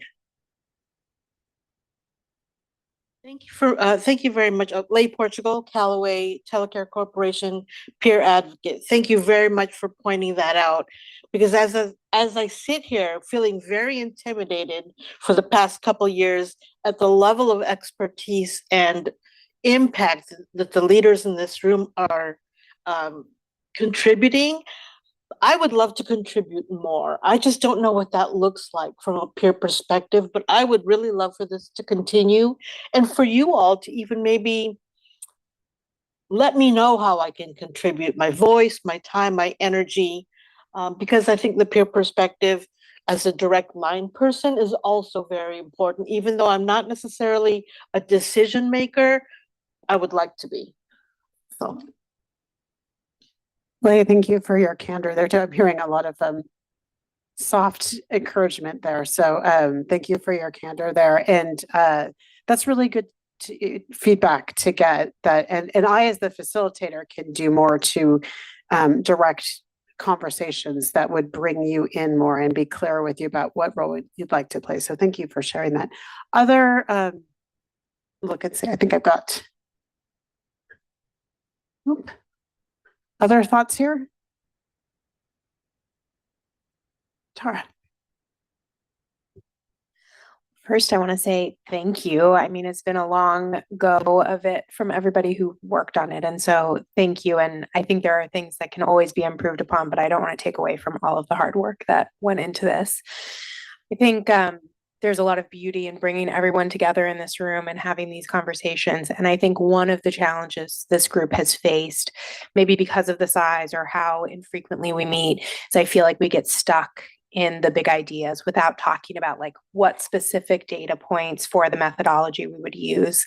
And I think as the years have gone on, there has been more common themes heard among the stakeholders in terms of the pain points. And I'm not sure we've gotten much closer on the specific solutions. And so if we all get to keep working together, I think getting into the specifics would be really helpful. So having a way of really rolling up our sleeves and starting to dive into maybe some of the problem solving. Excellent. Okay. Oh, Stephanie. Yes, I would be remiss. I'd be remiss if I didn't say like that we do this work by leveraging existing capacities. And so I think I just want to recognize how complex this is, but it is something that we are strained to be able to do. That's it. Thanks, Stephanie. Claudia? Claudia Chavez Palaban. I thank you, Jamie. Thank you, Antu. I like the attention that was given to us, specifically when it's via emails, but I like the fact that when we were virtual, like Lee said, we don't specifically know our roles at times when we're going into this. And sometimes we come in and we hear the same people communicate a lot more because they have so much knowledge or so much experience. And sometimes it kind of makes us kind of take the back seat because we don't really know our role and we don't know where we are. But there are times even in the virtual where you were like, hey, you know what, we have a tribe here. Bring me what you're going through, your experience. And I think that little push kind of brings you out and so it says, you know what, I'm right here. I have something to contribute. And you guys being open to learning about even the tribes and learning about what like Chairman Smith, coming in and knowing a little bit about each tribe. And again, 109 tribes with each tribe being its own independent jurisdiction nation. How different it is to California and to the counties and to just the population as a whole. And a lot of times there's very little representation from tribes into any of this work. But I love the fact that Naj, you brought in, hey, we're always talking, we have this experience because we're bringing all this, but then Lee coming in saying, I would like to participate. I'm here, I'm present. But sometimes I think the intimidation, then an ability to speak in public, and not wanting to say something negative or bad, or just we're not there. A lot of us in that role, but pushing us into like, hey, what about you? What's going on from your standpoint? Because when I was watching the videos, there was 2 videos there, and I really like the fact that tribes are putting in videos out for the community. And then also Riverside, how they put in a story of a person going through it, which to me resonated, somebody actually speaking out and how powerful a person can be by speaking out and sharing their stories, which to me resonates, the power that we do have as humans. Thank you. Thank you, Claudia. And I'm noodling on what you're saying. First of all, I appreciate the feedback because I think what I can do or other facilitators can do is check in with you too. So is it okay if I call on you? Because that might not be okay for some people, but I appreciate that. And I really liked Narcis's idea of asking, maybe like giving someone a heads up. We're going to be talking about this today, and I'm hoping you'll speak up on it. So I really appreciate that feedback. Other thoughts that folks have? Did I miss any? Oh, I see. Is there a hand up there? Yeah. I think I see Michelle's hand. Michelle? Hello, it's me again. I wanted to just mention that part of why I know I feel compelled to weigh in on things here is because we're not really being brought into other 988 discussions at the state level, whether it's at OES. And yes, we sit on the work group, but I think that it's fair to say that it sounds to me in this space like there's some shared frustration across call centers and counties about not really being able to see the full picture. And I think if we had an outlet for some of those more in the weed policy conversations with our state partners together, it might help to make this a different kind of space. And I do think it comes down to understanding what do we want to get out of the advisory group. Right now, our comments are really directed at what is being put in before us. And as we talked about before, not having a lot of time to really digest and kind of walk through it with our members. But I do think that I would appreciate more opportunity to inform 988 policies behind the scenes so that we can get technical there and we can use this work group differently. One parallel or comparison group that I will offer is the CARE Act working group has the working group kind of looking at broader issues, but it's not really the working group that where the policy technical stuff happens. And so I would like it if there was an opportunity for us to do more one-on-one with our call center partners and the state around sort of working out some of the nuts and bolts and details, and then coming to this group with ideas and suggestions where we've already had a chance to work through that. And again, I realize the sustainability working group and some of those others may have been moving in that direction, but it's also still somewhat dispersed. And I think that there are other templates or models for how we could do that moving forward. So Michelle, if I'm hearing you correctly, it sounds like if there could be more focused discussions that have certain stakeholder, the interested parties involved that work together before coming to this larger group. So the work group model, but a more focused work group than what we've been doing so far would be helpful. And more representative, because like there have been a lot of conversations that we haven't been a part of that do impact us and vice versa, right? So I do think that there's a way to more like sort of evolve what we've been doing. Hi, Michelle, it's Stephanie again.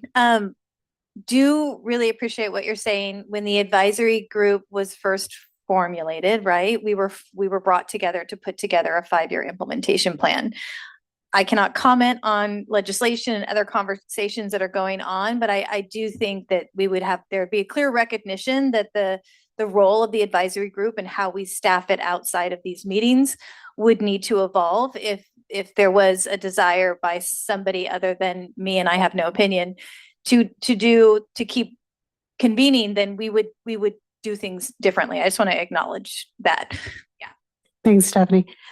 I'm going to acknowledge, I don't believe we've had any public comment signups, right? Okay, so we have 10 extra minutes, and I wanted to use that time to do two things. First of all, On2 has coming out, we didn't get a chance to do this earlier with the 988 integration work group, but coming out of that work group, one of the things that work group worked on was starting to populate a outline for a 988 integration toolkit. And what we have right now is a rough outline.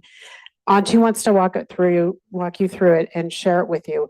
And then we'll move to action items and next steps after that. So I'm going to, right now, the team members are passing out paper copies, and I believe Beth has an electronic version she can share with our folks on Zoom.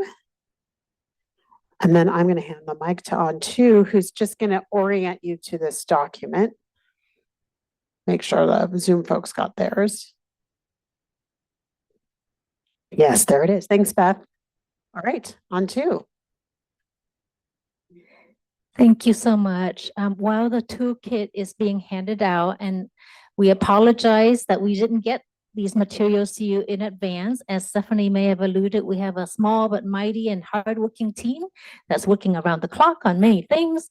I apologize we couldn't get this together until today. But I don't think we have to get through the entire thing. This is really just the beginning of a toolkit that we're hoping to gather more feedback as well as further resources from you so that we can build this out over time and this can become a useful tool for all of us to use. Before we get right into the toolkit, I do also want to back up and thank everyone for your continued engagement and energy. I know that there's a lot of work to do and it feels like it's been a long time. And we're also at the end of a long day. So I'm feeling the kind of slump in energy here.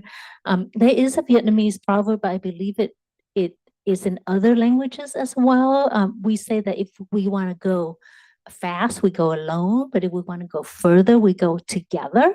And I think about that all the time as we do this work. I know that there's a lot more that we would have wanted to accomplish by now. I would love to have gotten better system going, better funding methodology, things like that. But I keep thinking that maybe in 10 years, in 20 years, maybe we might look back and say how far we've gone together. So again, I just want to appreciate you hanging in there with all of us. And also just want to take this chance to thank everyone who's been helping us, the AHP team, the DHCS team, Austin and all of our amazing Cal HHS staff, and Jamie for the amazing facilitation. Okay, so just looking at the toolkit, I want to say that this came out of mentions in the integration work group, as well as other groups that we've been a part of, where there's just a really a need to share practical tools that you have found useful to support cross-system collaboration, especially around transitions, handoffs, and coordination in clinical settings. We recognize that this outline is just an initial framework so that we can gather more materials. And then we would like to think about the audiences. So obviously we think about, 9/8 centers, counties, our local partners, providers, Warm Lions, Mobile Crisis, tribes, but certainly open to feedback about how we can categorize this toolkit to be useful to as many audiences as possible. And there's lots of ways that we could present the information. What we want to do is think about it in terms of clinical and operational tools, in terms of things that can help with relationship building, and then in terms of things that are technical around funding, billing, things like that. We appreciate those of you who have sent in materials already. There is nothing that is too esoteric or too local or even too national. So I want just to highlight a couple of examples that aren't in this toolkit right now. But for example, nationally, recently there was a research in the JAMA network from Harvard Medical School about looking at mathematical projections of saving lives from suicide deaths for over the course of a few years, that the presence of 988 uptake in different states, those that have had the highest uptake of 988 utilization have had the highest rate of reduction in suicide rates in young people ages 15 to 34. About close to 4,400 lives have been projected to have been saved in states that have higher uptake of 988. So that's like, these are kind of really cool things to like, would just email me and say, hey, look at this. And I'm like, oh, let's put it in the resource kit. We want to put the word out there. And then I also just want to share something hyperlocal that I just ran into with the Crisis Support Services of Alameda County in terms of the numbers of what they've been able to do in their community and the impact. So just again, just trying to highlight that there's nothing too big or too small to send to us. Please go ahead and share with us what you think is useful, and then we can find ways to categorize it in this toolkit.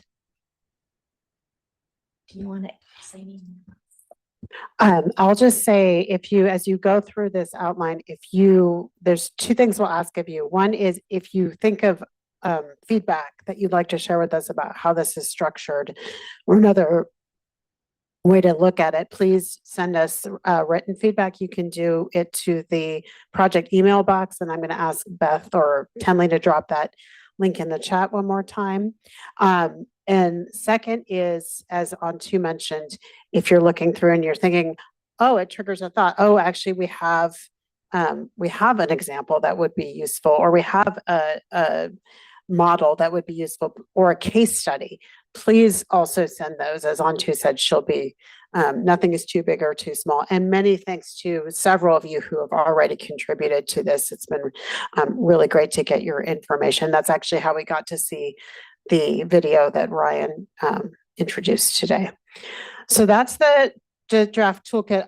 There's also one question I asked earlier, and I'm just going to ask folks to noodle on it. And if you come up with an answer, please do send it to us. I asked you earlier, what's one thing in your role or your organization that you could commit to help advance implementation?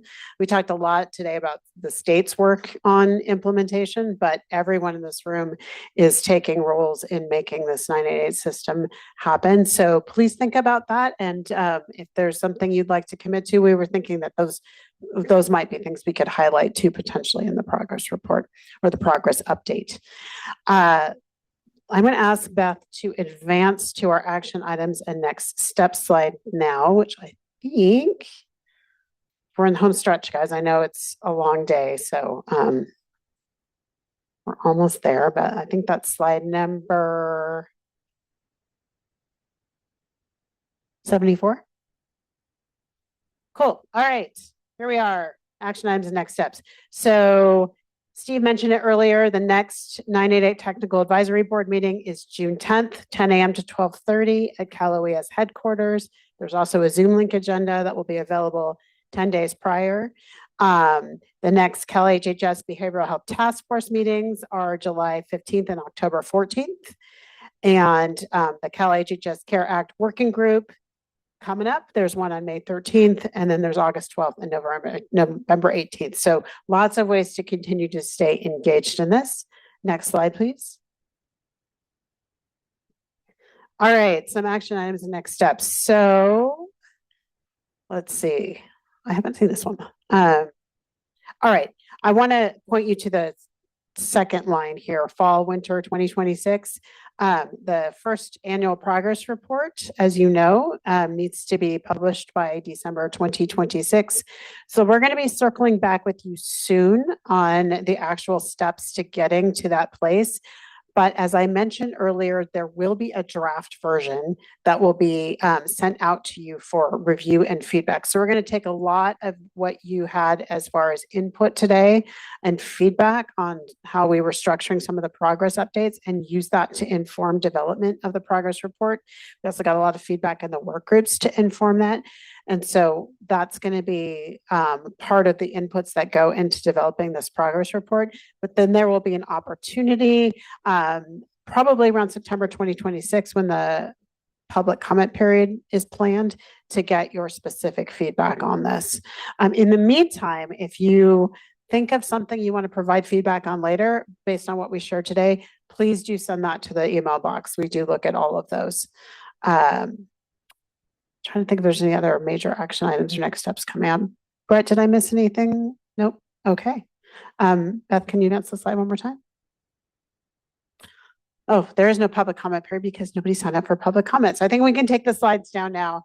And I can say I have so appreciated getting to work with all of you again these past 4 months.